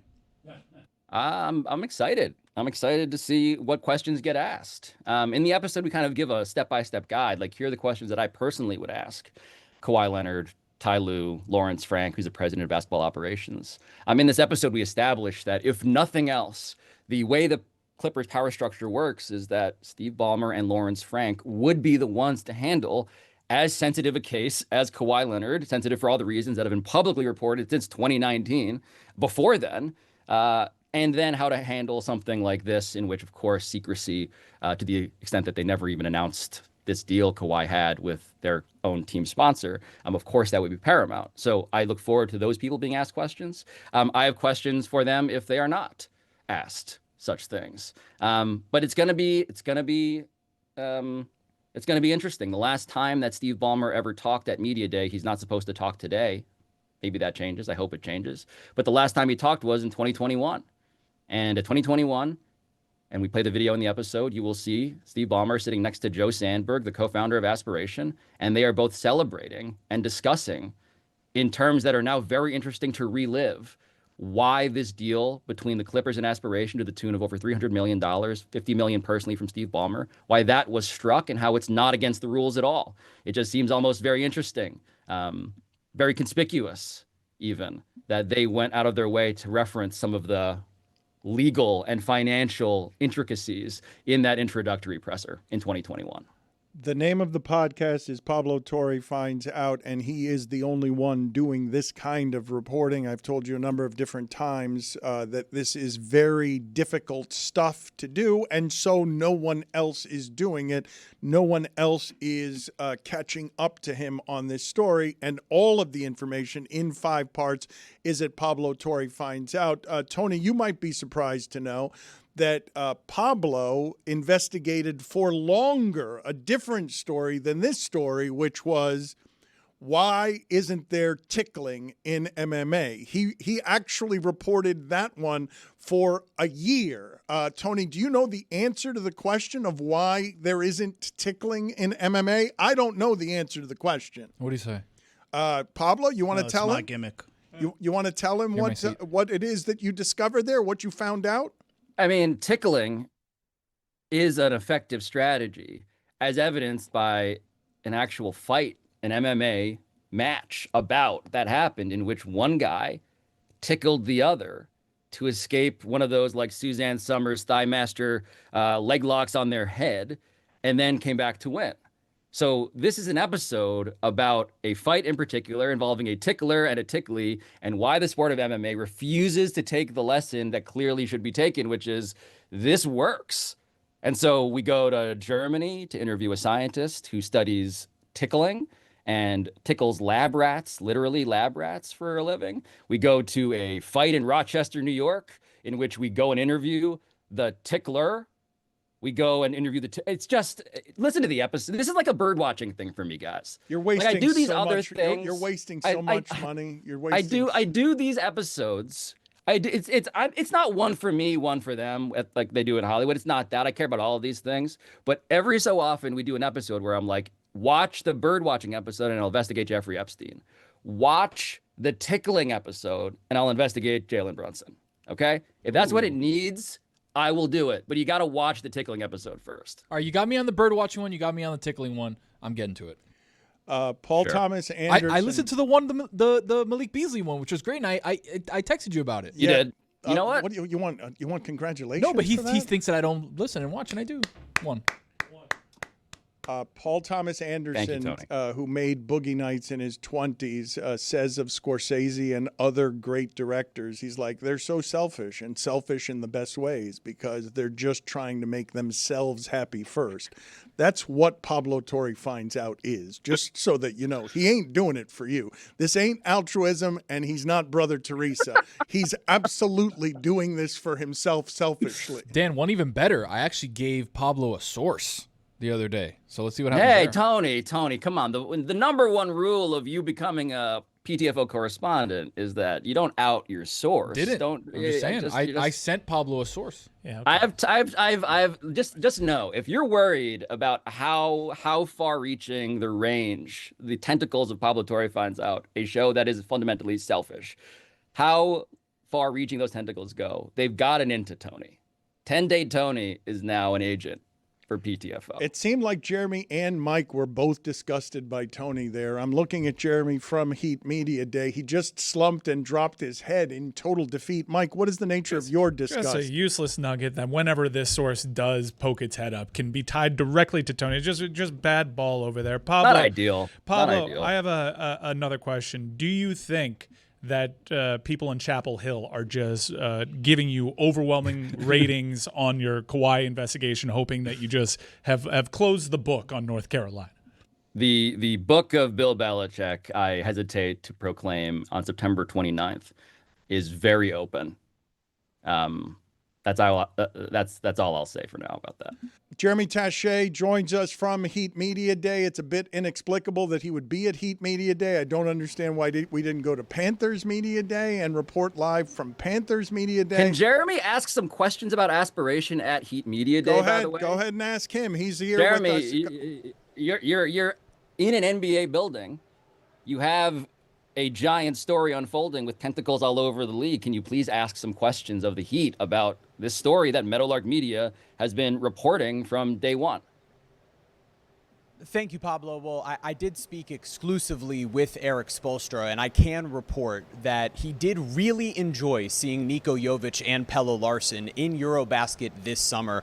He enjoyed going to Serbia in particular and learning from the Serbian national team, where several players walked up to him and said, hey, we got you, in regard to mentoring Niko Jovic, a young Niko Jovic, who should factor into the Heat's front court rotation. Should he not be able to live up to those minutes, there is the young Vlad Golden, who can step in and potentially provide a big physical presence that doesn't quite jump off the page, according to Spoelstra, but does all the little things right and is learning to become a pro. Of course, he also met during Eurobasket with Simone Fontecchio for the very first time, had a chance to meet him. It was a really special moment for him. He said that, of course, Fontecchio chose where they would go to break bread. Pablo, back to you. There's not a funnier name in the sport than Simone Fontecchio. Fontecchio. I defy all of you to come up with a funnier name in basketball than Simone Fontecchio. Go ahead. I'll give you the rest of time.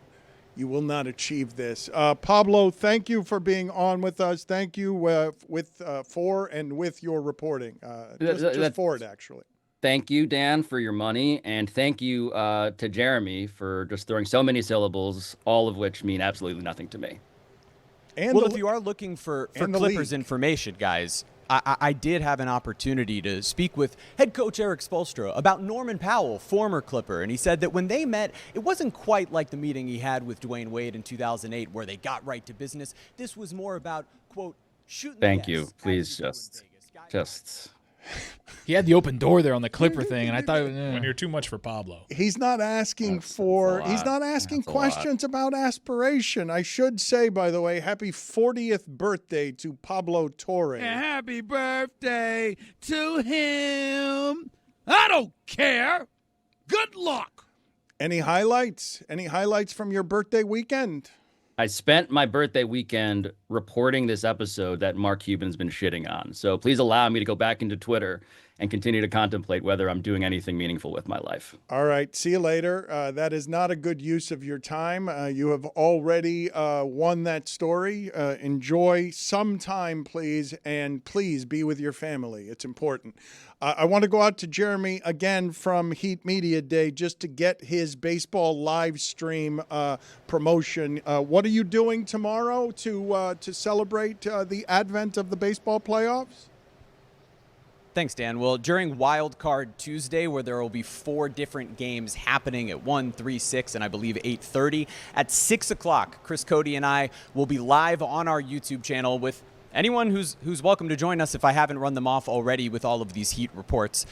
For Yankees-Red Sox, that's a wild card game. Yankees-Red Sox, it should be a lot of fun. And it's going to be the cast and crew from the Pitch Clock. We'll have some trivia games. It should be a great experience. And potentially Jane Levy joining us as well after her appearance on the Pitch Clock last week. And just so you guys know, I can exclusively report that Andrew Wiggins is wearing white socks with plain white shoes and no other color with his white Heat uniform today. Back to you. All right. Appreciate you joining us from Heat Media Day. You should be asking questions about aspiration out there and trying to aspire. I did ask Eric Spoelstra about his aspirations for this group, and he said this year it is embracing the unknown. That's something he's really enjoying, looking at the veterans, knowing the minutes they're going to get, whether that's Wiggins. Shane Levy, though, that's a hell of a get. Jeremy had my curiosity, but now he has my attention. You know what has my attention, because I think this got buried in the news of yesterday. Did you guys see what happened between Liam Cohen and Robert Saleh? Did you guys love this. Boy, did I. Fill me in, because I just saw stills of a contentious back and forth. Okay, so I will fill you in, but not until you basically play the only thing that I associate with Liam Cohen. Duval.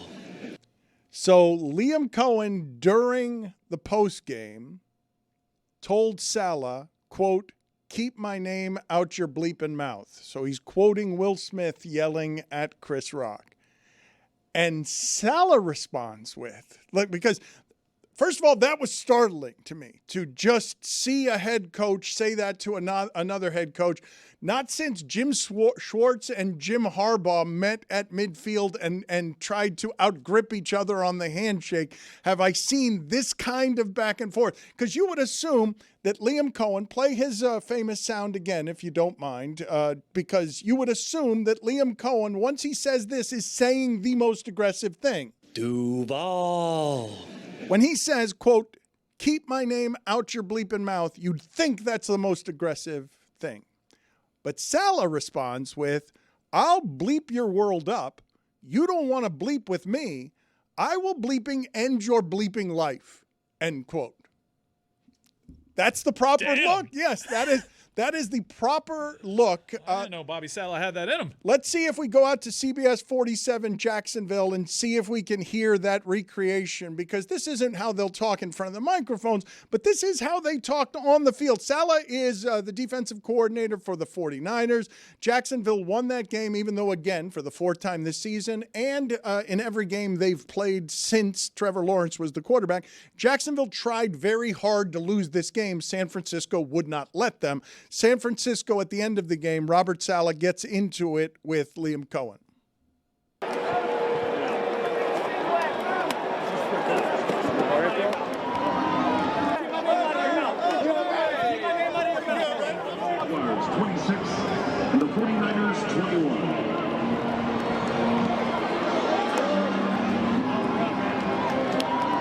Saleh is accusing Jacksonville of stealing signs. That's legally, by the way. The starting point. Legally stealing signs, not illegally stealing signs. You can steal signs these days. It's okay to steal signs. If you're not doing it illegally, you're fine. And Liam Cohen has been known to maybe steal illegally, allegedly, legally stealing signs. And by the way, Robert Saleh, definitely the guy that you think has all that stuff inside. I think Saleh's out of line. He got in front of a microphone, before the game and just straight up said Liam Cohen's one of the best at stealing signs. I mean, you don't expect Liam Cohen to be annoyed with that. I think Saleh's out of line in that spot. You don't think he's out of line with saying, I will bleeping end your life? Well, yeah, then he said that too. It is something that I think constitutes a threat of murder. Come on, what are you doing? Yeah, but Mark Cuban would tell you it only matters if you carry it out. That's the difference between murder and manslaughter. It is still a threat to murder Liam Cohen, which is a bit strong. And yeah, you're right that he did accuse Liam Cohen. He says that he's got a legal signal stealing system to give their offense an edge I have not noticed because Trevor Lawrence is their quarterback. Dan, Jags are frisky, and you know that. They are frisky. They are First frisky. step is admitting it. Look, Trevor Lawrence, all they do is keep getting him talent. All they do is keep getting him position players. And last week they had 5 drops. And in this game, I don't trust Jacksonville at all. I bet them to win that game. Brock Purdy turned the ball over. We had the conversation, Mike, last week about whether turnovers are something that someone can do, whether that would have a value to you if you had someone who had the recreatable talent of causing turnovers. It will not be surprising to you that Fred Warner is now the leader in 49ers history of causing fumbles. He's caused 17 fumbles because he runs around there. And Landman with the Rams does this too. He's just punching everybody. Love Landman. Landman is just running around punching everybody. I'm telling you, they're going to outlaw that rule. I saw it again last night. Wow. They're just punching players. You can't punch guys during the game. Of course you can. To the ball. What? Is punching too violent? Punching the ball is too violent? Do you see what they do? Soft. And what if you miss the ball? Then you're just punching guys. You tackled the guy. Tackling a guy. It doesn't matter. You punch him in the tackle to the floor. Get out of here. They don't change Keep that my rule. name out your mouth. Exactly right. That's so dumb. You can't punch a guy, but you can run at him full force? Is this sport not for you? Well, is it? It is for me. No, it's not. No, it's not. The way you're talking, it's what if he misses the ball and hits his what? farm? Who cares? You like a 3-3 game? Yeah, I do. That's right. If I wanted punching, I would watch MMA. Did you see what happened to Wanderlei Silva this week? Yeah, that was That was I didn't ugly. Like that. I didn't like that. And the video I didn't like afterwards. that. Did you see his eye afterwards? Yeah, dude. I didn't like it. That's a legend of the game right there. Don't like it. Respect. The axe murderer. Is football for you? Football's for me. No, it's not. No, it's not for the you. way you're talking, no, it's Can't not. punch a forearm? Get out of here, Don't ever softy. question my love for football. Oh. Will you end their bleeping life?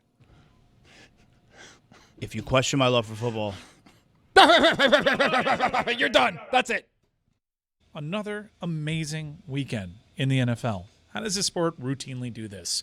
Looking ahead at next week's schedule, it might be an end to the streak. I mean, I don't know if you guys want tickets to Panthers, Dolphins, but if you do, I'm sure you can get a great deal on the Game Time app. Take the guesswork out of buying NFL tickets with Game Time.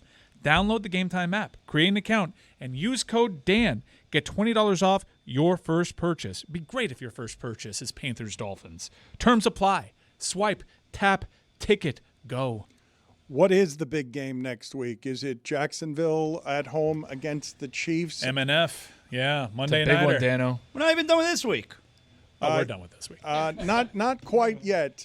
There is one story, I believe, in the NFL that is being wildly undercovered. And I think the audience might be surprised by this story because you have a home stadium that is actively injuring its most important players. And I don't think enough people are talking about what is happening with and to the New York Giants. So yesterday, the Giants pull off the biggest upset in the sport because Jim Harbaugh, who Zaslow has credited with being the greatest coach ever, and Colin Cowherd has stolen that take, was wildly unprepared for the quarterback draw. He had no answers for Jackson Dart just scrambling right up the middle. Jackson Dart scores on his opening drive, does the funky chicken in the end zone to dance. Jackson Dart also punched people with a stiff arm as he was running down the field. He got the full rookie experience. He also entered the concussion protocol as well during the game. Jackson Dart was serviceable, although just throw for 100 yards, kid, and don't turn the ball over, and allow Justin Herbert to make mistakes against our defense and allow Dexter Lawrence, to produce a fat guy running with the football moment that was only usurped by the Alabama player being thrown a screen pass. What was his name again? I'm sorry, 350 Caden pounds. Proctor. Thank you.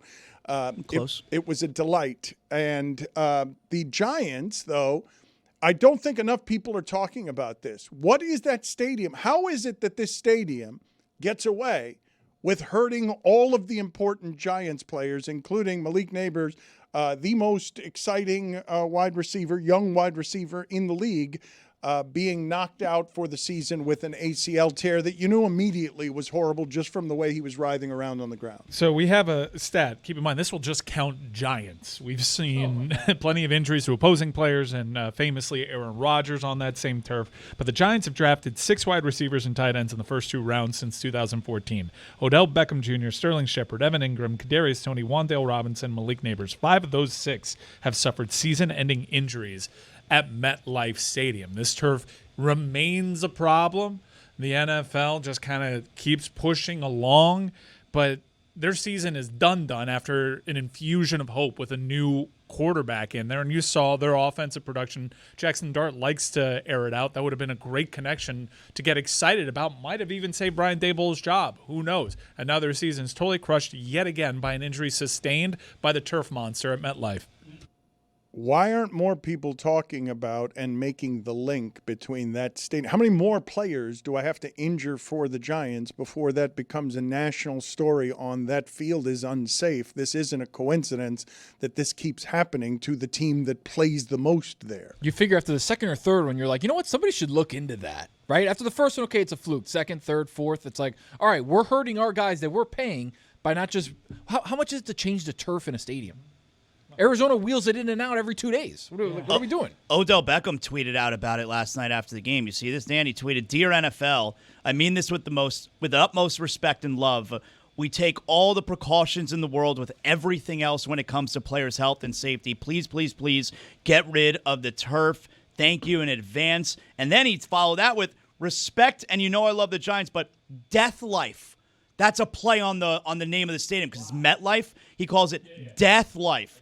Has taken too many talented players away from the game. I know it's not all the turf's fault, but at least maybe to where we've gotten all research done, the turf has to stay. It's at the highest of quality possible. At least we can start the discussion. Look, injuries happen everywhere, every stadium. Violent game that may or may not be for Jonathan Zaslow. But I tackle a guy normal. You can't just run around punching dudes. It is a narrative around this stadium more than ever. And it doesn't just happen to New York Giants players. We saw Jalen Phillips have a huge injury on that same turf. Aaron Rodgers famously, as we mentioned previously. It's a thing. And it hasn't stopped being a thing. You know what? I'm actually thinking now.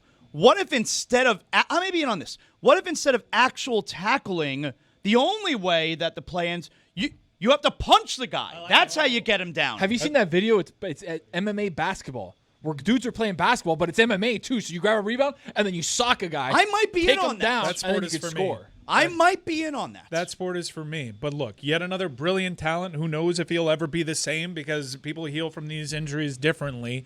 And at what point do you bake this into how you construct a team? Let's stop getting skill guys on the outside that can help us. Let's just be a trench and running game team because the MetLife turf comes for us all. That is a disaster injury for the Giants. That is a disaster injury for the development of a young quarterback that did show some promise yesterday. That's a tough spot.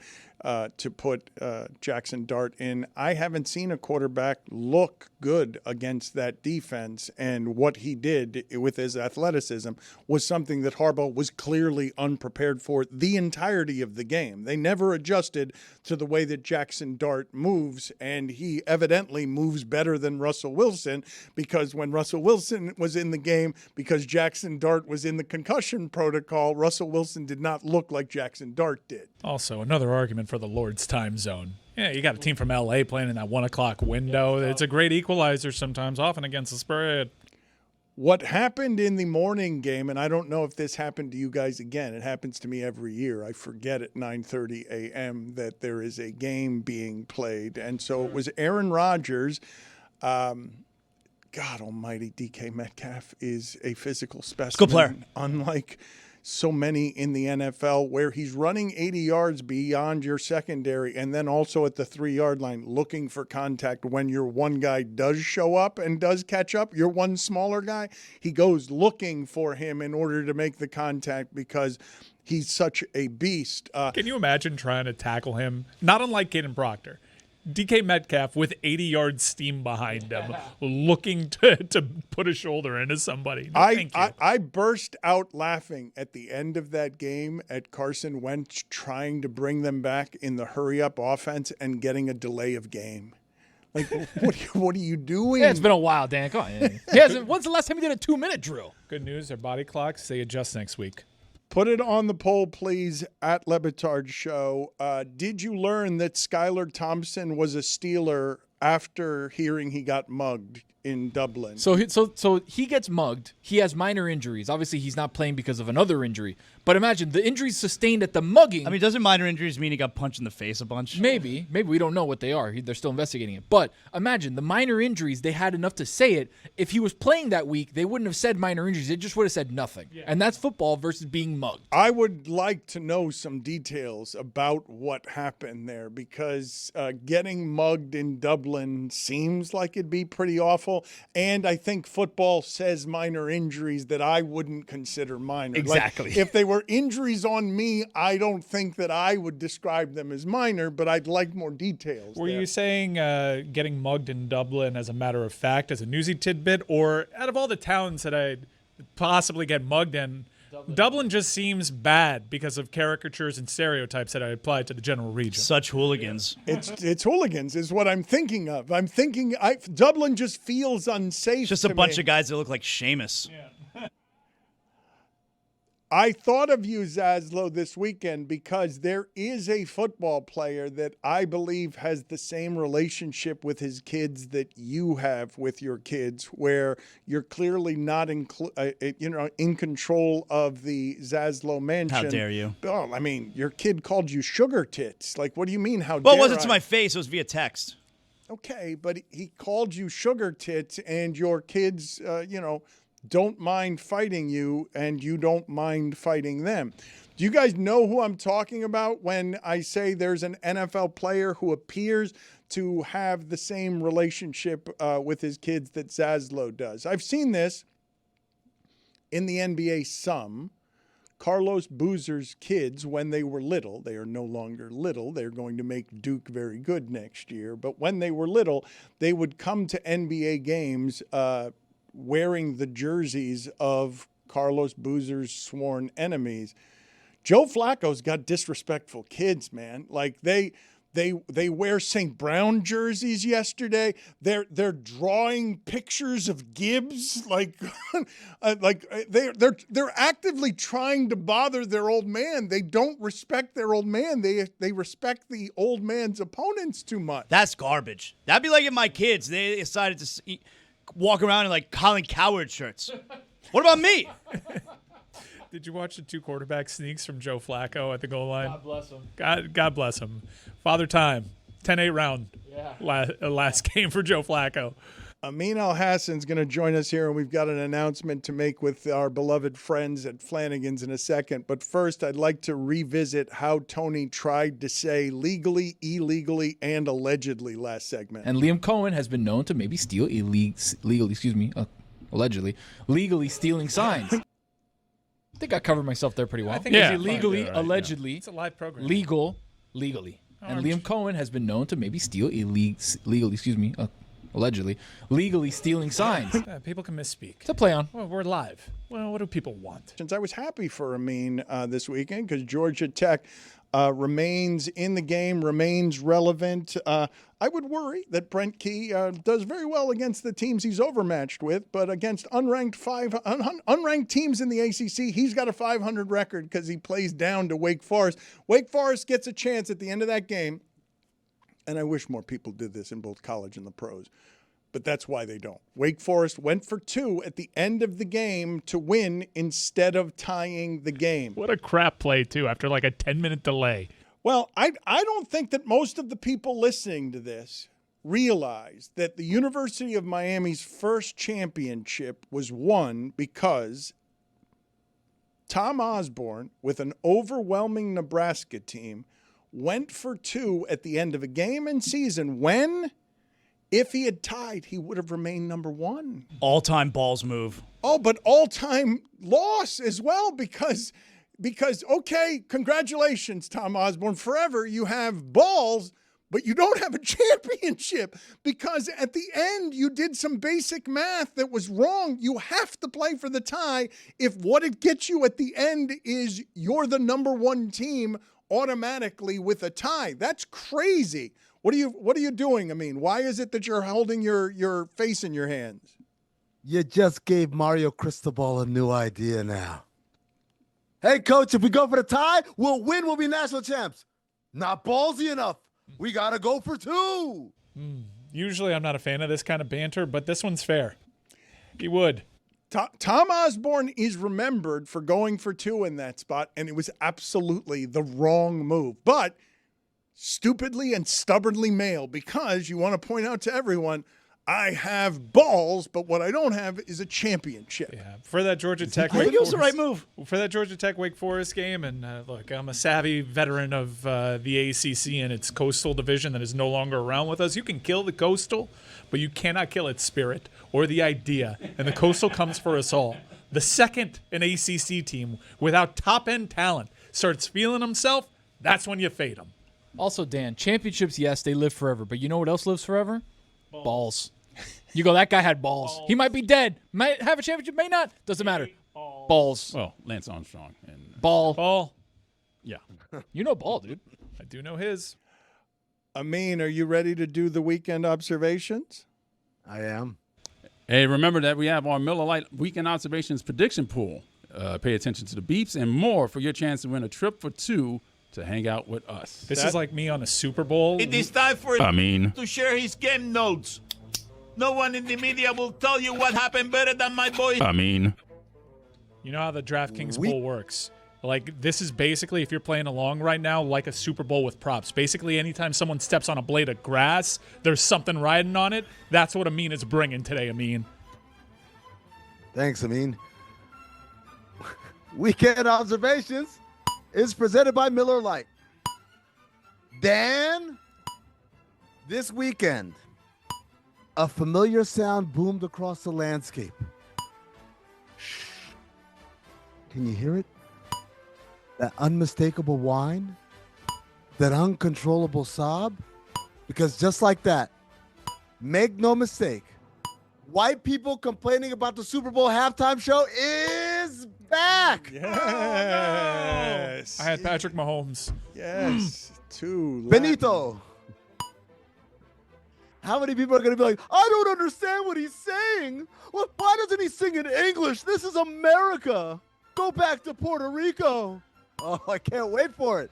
I can't wait. You know, the worst part is we have to wait months for that whine to finally come to a crescendo of absolute terror. Undefeated NFL teams. And then there were 2. Should have been 3. It's all your fault, Adonai Mitchell. Adonai Mitchell dropped what would have been the touchdown catch of the year. Then had a hold on what would have been the touchdown run of the year. Afterwards, he said, it stings. No, Sherlock. Chiefs versus Ravens. The rare must-win game between 2 championship contenders who are both under 500. That is rare. How many people found out Cooper Rush was the backup in Baltimore yesterday? Yep. Well, I learned that real time, baby. Me too. Jackson Dart. A Star is Born. Why are there so many songs about rainbows? What's on the other side? Georgia Tech. Winning in clutch fashion and somehow dropping in the rankings. GT football. Brought to you by the haters. Team of Destiny. Hey, previously undefeated LA Chargers. You got a dart in your neck. They just took one in the jugular, Dan. He punched someone. He punched someone on a stiff arm. The quarterback punched someone. Zaslow clutched his pearls. You all right? It's enough with it. It's not boxing. Make a tackle. Hey, Tony. Hey, I mean. Thank you. You know what Jackson Dart has? It. That and balls. They live forever. Mark Cuban. Praising Pablo's acting skills.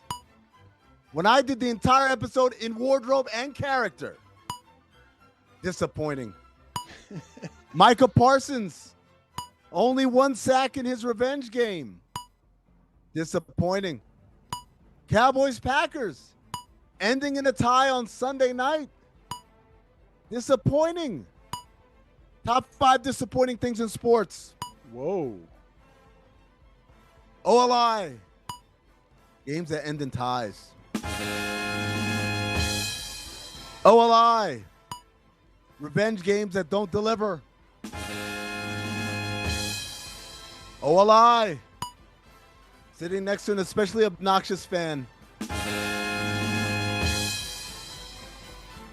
No, you get to your seat and you're like, oh, I got to sit next to this guy. Yeah, that's brutal. It's always a guy. Number 5. Always a guy, too. Always a guy. Always a guy. Well, wait till a little It was bit that later. baseball lady, too, right? She took the ball from the kid. I remember that. Yep. Obnoxious fan. Number 5. Games that are not available due to blackout rules. Sit down, you're ready. You're like, all right, let's watch this. And they're like, no, not available in your area. Disappointing. Number 4. Watching the game with an inquisitive casual. You guys know what I'm talking about? Yes. Bad. You reached the room on that one. They all made faces. So the yellow line, you have to go past it, but they don't see it? Hey, son, any upsets in the league? Shut up, Dad. Happy birthday to him. Damn. 71st birthday. I can't. I'm just Yeah. like, I'm not doing this upset thing with you anymore. Happy birthday to him. I don't care. Good luck. Number 3 most disappointing things in sports. No Wi-Fi on your cross-country flight to watch the game. Two better than that. Sit there.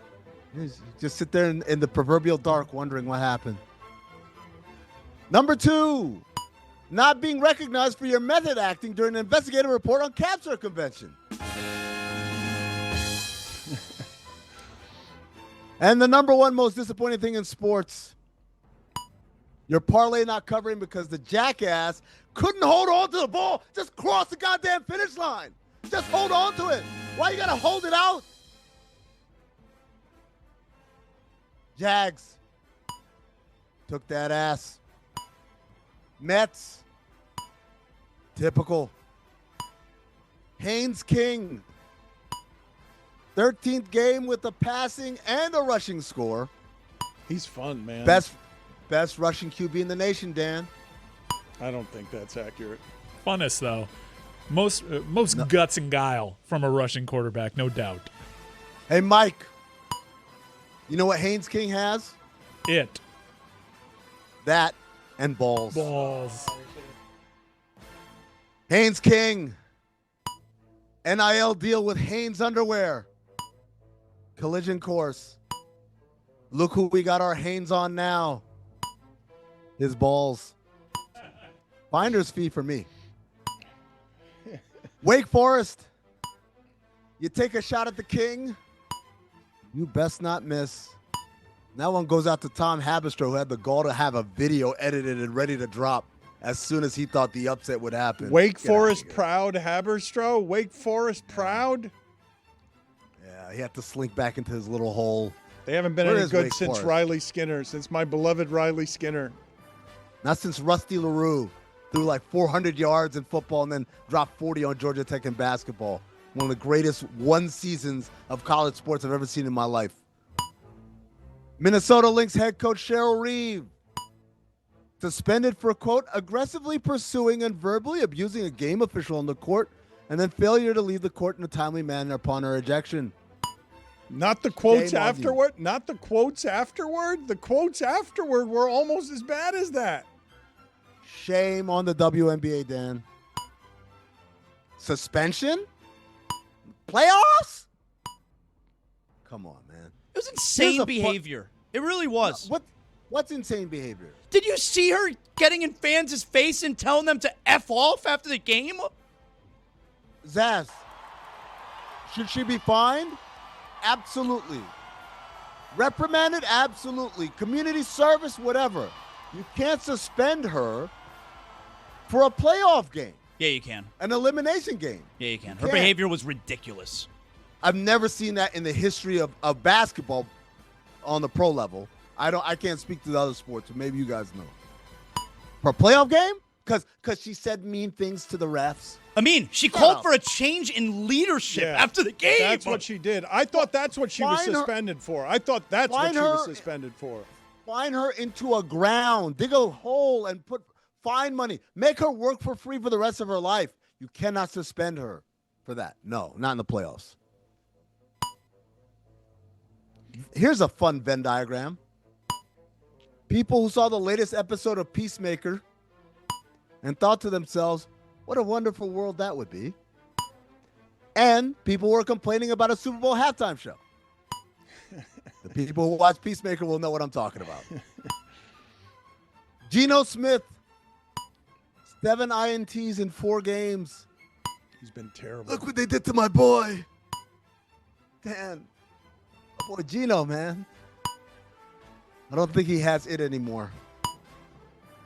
Does he have balls? Been half well, he got to throw 7 INTs. Definitely not playing scared. Have you been half asleep? And have you heard voices? I've heard them calling my name. Sean Little of MSG Networks. Unabashed Bears fan. In the building for Bears Raiders. Dressed like a doofus. While heckling what can only be described as Janice from the Muppets. Can we roll that video, please? Of Sean dressed like a doofus, heckling what can only be described as Janice from the Muppets. We give it 5, 4, 3, 2. Moving on. Raiders. You know what Amin has tossing a video during the weekend observations? Balls. Yeah. I do. You know what else I had? A text message saying, hey, can we have this uploaded? I'm going to do this in weekend observations. With a thumbs up. There it is. Hey, there it is. There's Sean dressed like a doofus. He's staring down, and you're like, who's he staring down? And then we get a look at who he's talking to. He said, it's getting spooky in here is what he's saying, I believe. And then there you go. Janice from the Muppets. That Very is angry. perfect. Wow, that is a lot of head movement Incredible going reference. on there. That is unreal. I didn't know who exactly he was talking about until I saw the video, and I'm like, surely I know the Muppet now. Yeah. There you go. Audio audience, you know who Janice is. Raiders. Worst home field advantage in the NFL. Dan calling Puka Nakua, Puka Nakua. And nobody on the show catching him on it. Allegedly. We can misspeak, Lamar. Although you did just give Greg Cody a new song idea, the Puka Nakua. Well, Mike, Puka Nakua is an LA Ram. Puka Nakua is Weird Al's favorite LA Ram. We need to get in the lab. All right, Hee Haw 3, you have been tasked with making the Puka Nakua. Virginia fans rushing the field, making the Jamokes on the Le Batard Show concerned. please. Not all of us. Only one of them. Not Only football one. we've established. Football's not for him. I'm not going to apologize. No balls. Hey, Zaz. Celtics fans rushing the court in the 80s would like a word. I'd like a word with each and every one of them, too. You let them know. As scary as it must have been for Florida State players, being swarmed instantly by drunk college fans, it doesn't hold a candle to Laker players. Being swarmed instantly by drunk adult Boston fans, moments after being serenaded with the N-word for over 2 hours. Dan, a few weeks ago, I asked you a question. What do you reply to a GT alum who's asked you, what's the good word? I don't remember. You remember? No. It's pretty easy, Dan. To hell with Georgia! Speaking of hell, Art Briles and the rest of them dogs, send them all down there. Those are the weekend observations.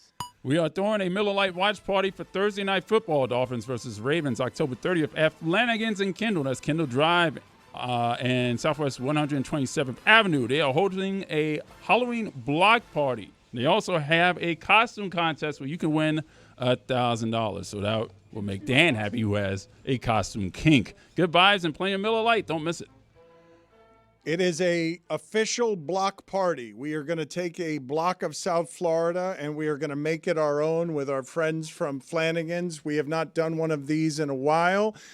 It may not be a good Monday night game, but it will be a good party because we enjoy those, and Flanagan's and our friends at Flanagan's always do well by us. I can guarantee you it won't be a good Monday It's night going to be a terrible Monday night game. because it's on a Thursday. Yeah, TNF.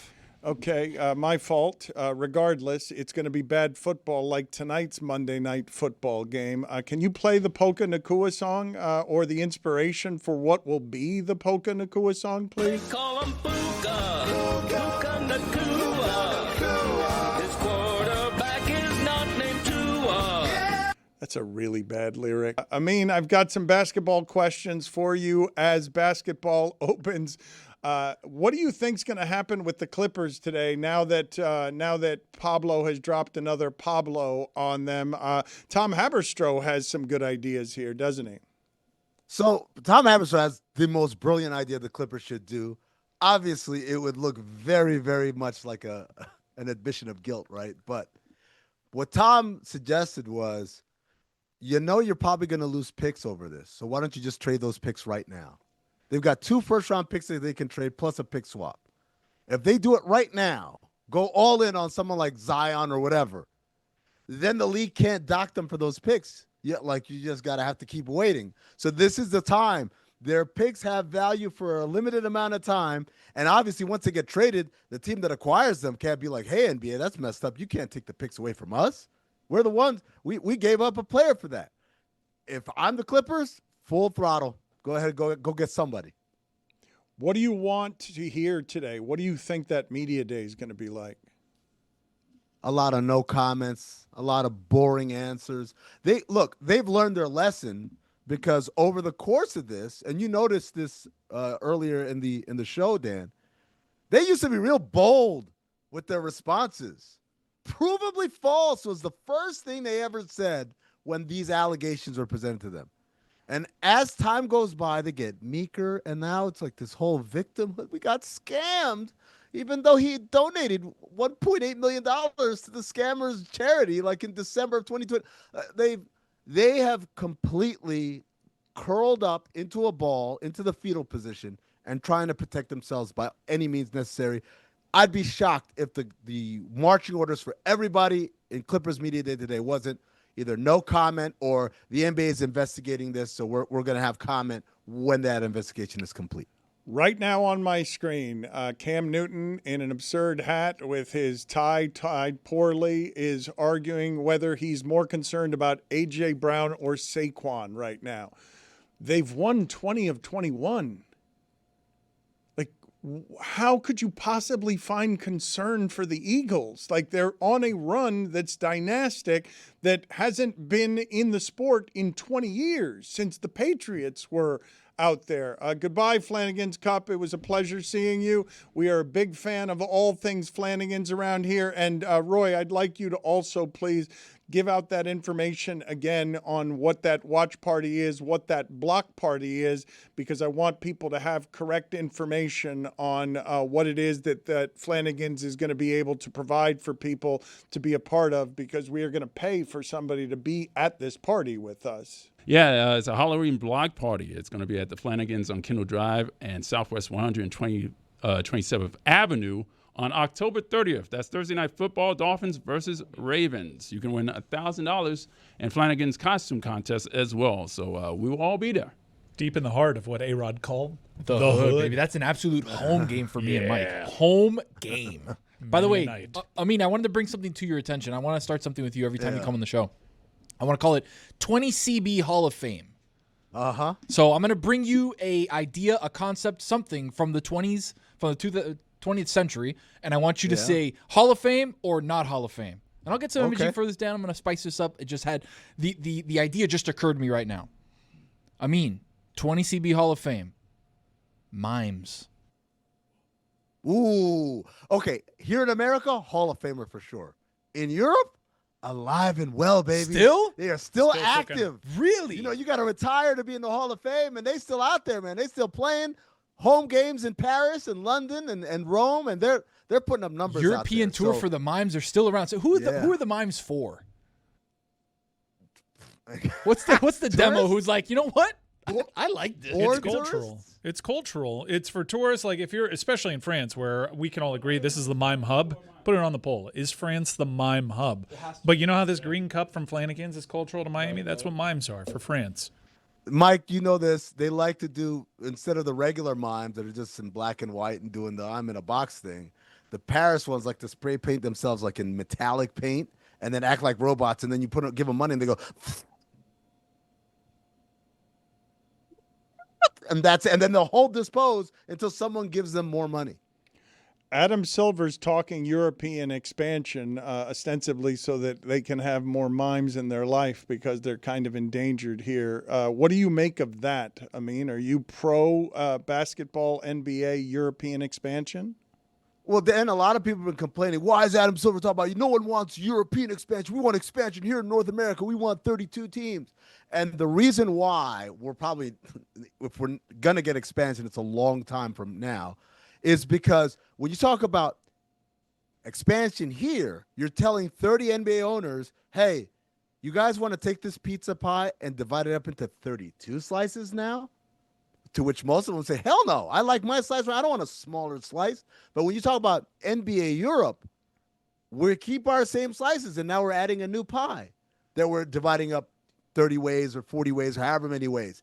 It's extra money versus redivvying up the money we already have, which is why Adam Silver is always beating that drum. It's a drum that he inherited from David Stern. David Stern was very big on European expansion. They love to point out, hey, it's the same from London to New York as it is from New York to LA. All that stuff is just because they want to get a foothold on the continent and be the premier league there as well as the one that they're running here. What do you make about early conjecture and reports about what that might look like? A handful of franchises that are basically made out of thin air, which may look like a traditional NBA model, but then also leaving room for some of the established brands out there in Europe to play their way into this. Mike, the plan is to have those established brands. They want Real Madrid. They want Barcelona. They want Fenerbahce. They want Olympiacos and Panathinaikos. They want those tentpole organizations that right now are in a multi-year deal with IMG that handles all the marketing and business for the EuroLeague. But make no mistake, the NBA wants those blue bloods involved, and then they can fill in with either smaller existing clubs, maybe some of the ones in Germany and Italy, or like you said, ones from thin air. But again, the league is more about expanding the brand than it is literally adding more teams. I mean, what do you hear about LeBron trying to start a league out in Europe? Yeah, so it's not LeBron. I've talked about this with Dan before. It's Maverick Carter. And we have to, as like adults, be able to separate between when one friend does another thing. It's like Zaslow Show 2.0 being on the podcast on the Metal Arc Network, and people saying to me, hey, or Dan, hey, great job with the Zaslow Show. It's like, no, that's not me. That's Jonathan Zaslow who's doing that. So having said that, the Maverick Carter and the people he's involved with have some interest from deep pockets in the Middle East, and we know those pockets are endless. They have lots of money to spend, and they don't know what to do with it. And so this is a nice idea as far as starting a new professional league. I believe there's room for it. But Zaz, will it rival the NBA? Absolutely not, because you just have a 70-year plus head start, plus all the money and all the sponsorships and all the talent. And no one wants to grow up here thinking about, one day I'll be playing for the Riyadh Red Dragons or whatever. 30 seconds or less. What's going on with Cinephobe? What are you doing this week? Oh, Dan, we're doing a fan favorite this week. We're doing Pootie Tang, right? The Chris Rock show segment that expanded into a full movie, which was, by the way, written and directed by, Dan, do you know who wrote and directed Pootie Tang? I do not. I know that Bob Costas was in it, but Zaslow knows. Louis C.K. Louis C.K. wrote and directed Pootie Tang. I saw that movie in the theaters. Me too. Your movie theater Me too. sells pickles. See you later. I mean, good talking to you. Going to get to the polls here with Juju. Going to get to Joker of the Day. Juju's very happy because the Bills look overwhelming. Even when they're bad, they score 30 points a game. But do you have anything in the way of constructive criticism or any critique or reaction to anything said by anyone here today, Juju? Who said objectionable things today? Anybody? You know what? I realized something very vital while watching the show today that I didn't think I would realize. And it's like seeing Santa Claus eat your cookies and then take off his beard. I realized today that some of you guys up there don't know ball, man. Like, I'm watching, I'm listening. Zaz, no punching the football out. They're wearing pads and helmets, bro. Grow up. It's not debatable. They're running, they're dying on the field, launching at each other from 5-10 yards. What do you got to say, brother? I see you. Sometimes they miss the football, though, and then they're just punching dudes in the chest. It's crazy. Oh, no. He punched the guy in the chest with his pads on. No, you're going to hurt the pads. Also, Dan and Zaz, I'm sorry. I don't want to hear you guys say Chiefs. Never again. I don't want to hear the word ch come out of your mouth. No, you're not going to take that Ravens defense. Nance can't name the players, and you guys are going to tell me that means? Oh, he's already coming out as defensive. Ravens might stink. You know what else happened other than the Ravens? Xavier Worthy came back. The Ravens defense Patrick Mahomes said, and I quote, Ravens might he stink. opens up a lot for us. Not just going down the field, but he opens it up for the rest of the guys. Patrick Mahomes knows a little bit more about the Chiefs offense than anybody else. You guys are going to be right after they did that to a team that Nance can't name their players. I loved it. Smile from ear to ear. First game back, 37 points. How you love that? Everyone scored 30. Everyone scored 37 against the Ravens defense except the Browns. And guess who they got next? The Jags. Woo! This is going to look real good for the Xavier Worthy argument. All right, we'll see. We'll see who's right about that. Who's the Joker of the day, Juju? The Joker of the day, goodness gracious alive, the Cowboys clock operator.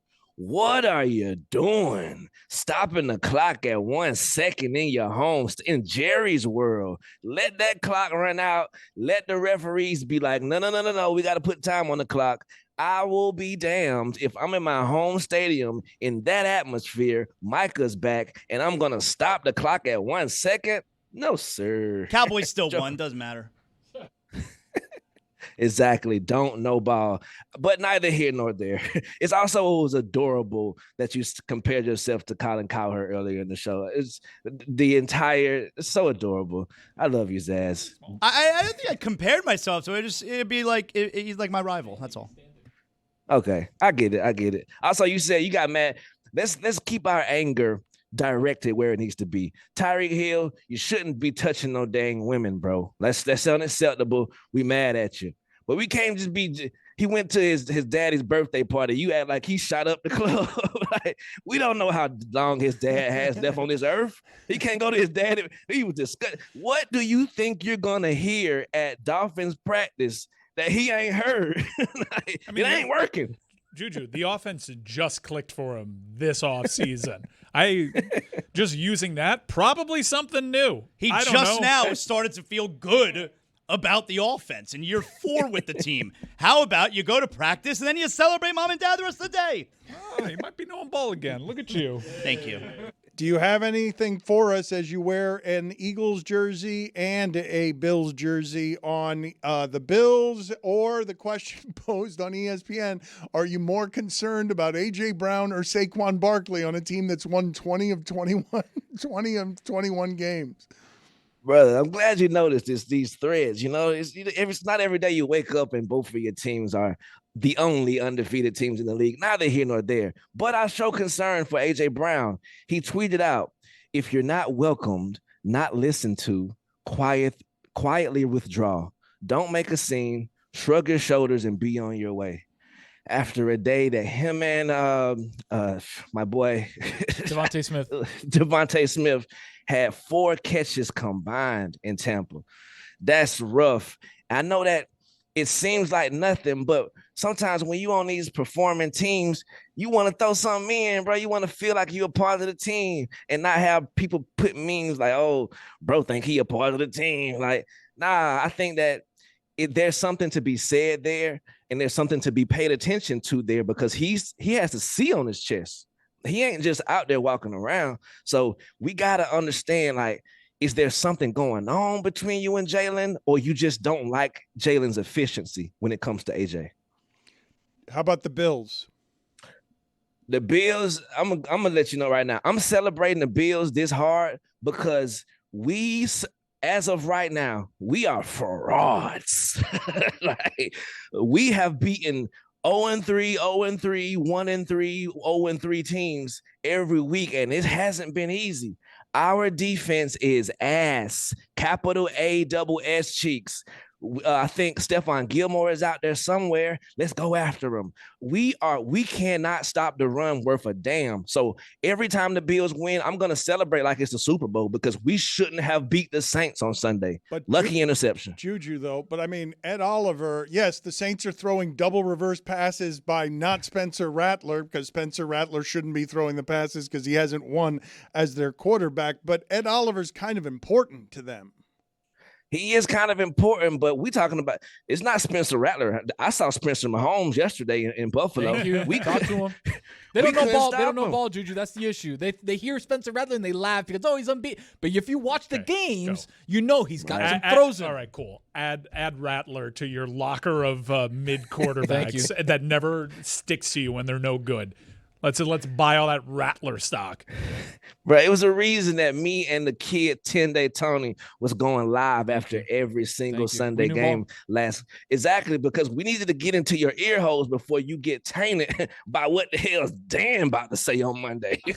I'd be encouraged by what you see from Buffalo. I mean, they're basically telling you during the press conferences leading up to the week, they're kind of coasting right now, and they're getting the dubs.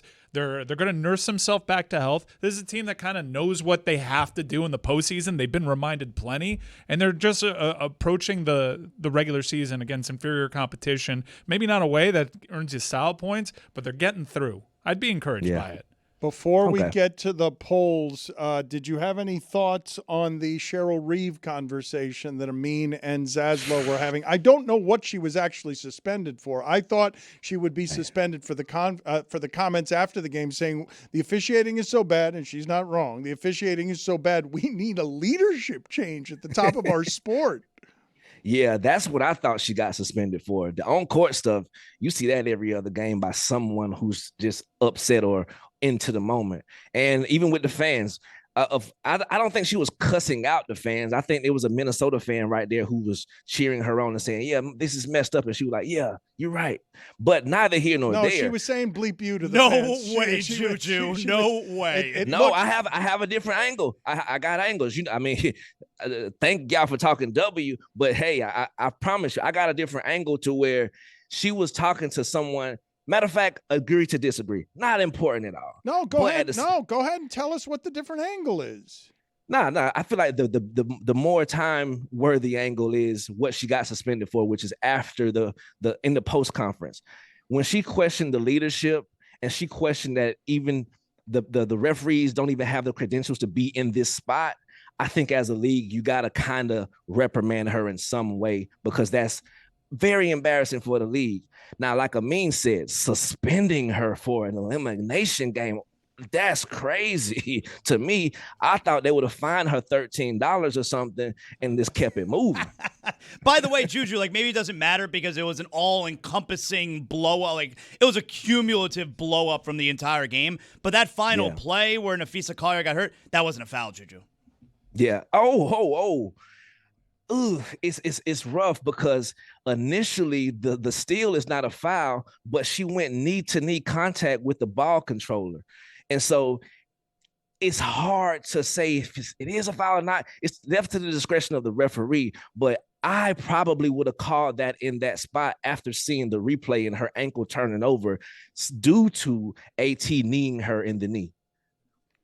We're going to get to the polls in a second, but we have failed to play the Ray Hudson sound of the day today in honor of the greatest broadcaster in South Florida history. So let's do that, please. Ray Hudson. The coffee house tricks with the back heels, the back heel flick, and cool as Jimi Hendrix at Woodstock. Absolutely imperious Rodolfo Pizarro in this bizarro world. At Le Batard Show, if you want to vote on any of the polls, what do you have for us today, Juju, to update? It seemed like we had a lot of them. Yeah, we got some polls left over from last week as well, so I'm going to go through them quick. Has there ever been a better booster name than T-Boone Pickens? No, there have not. 92% of the audience says no, there hasn't. Do you feel genuine delight when your peanut shell has 3 peanuts in it? 89% of the audience said yes, they do. Do you feel ripped off when your peanut shell only has 1 peanut in it? 89% of the audience says yes. Is it safe to drink distilled water? 62% of the audience says yes. I threw this impromptu poll up because it was getting heated between you guys, and I wanted to know the answer. Who would you rather have at quarterback for your team this week? 2025 Tua Tagovailoa or 2025 Cam Newton?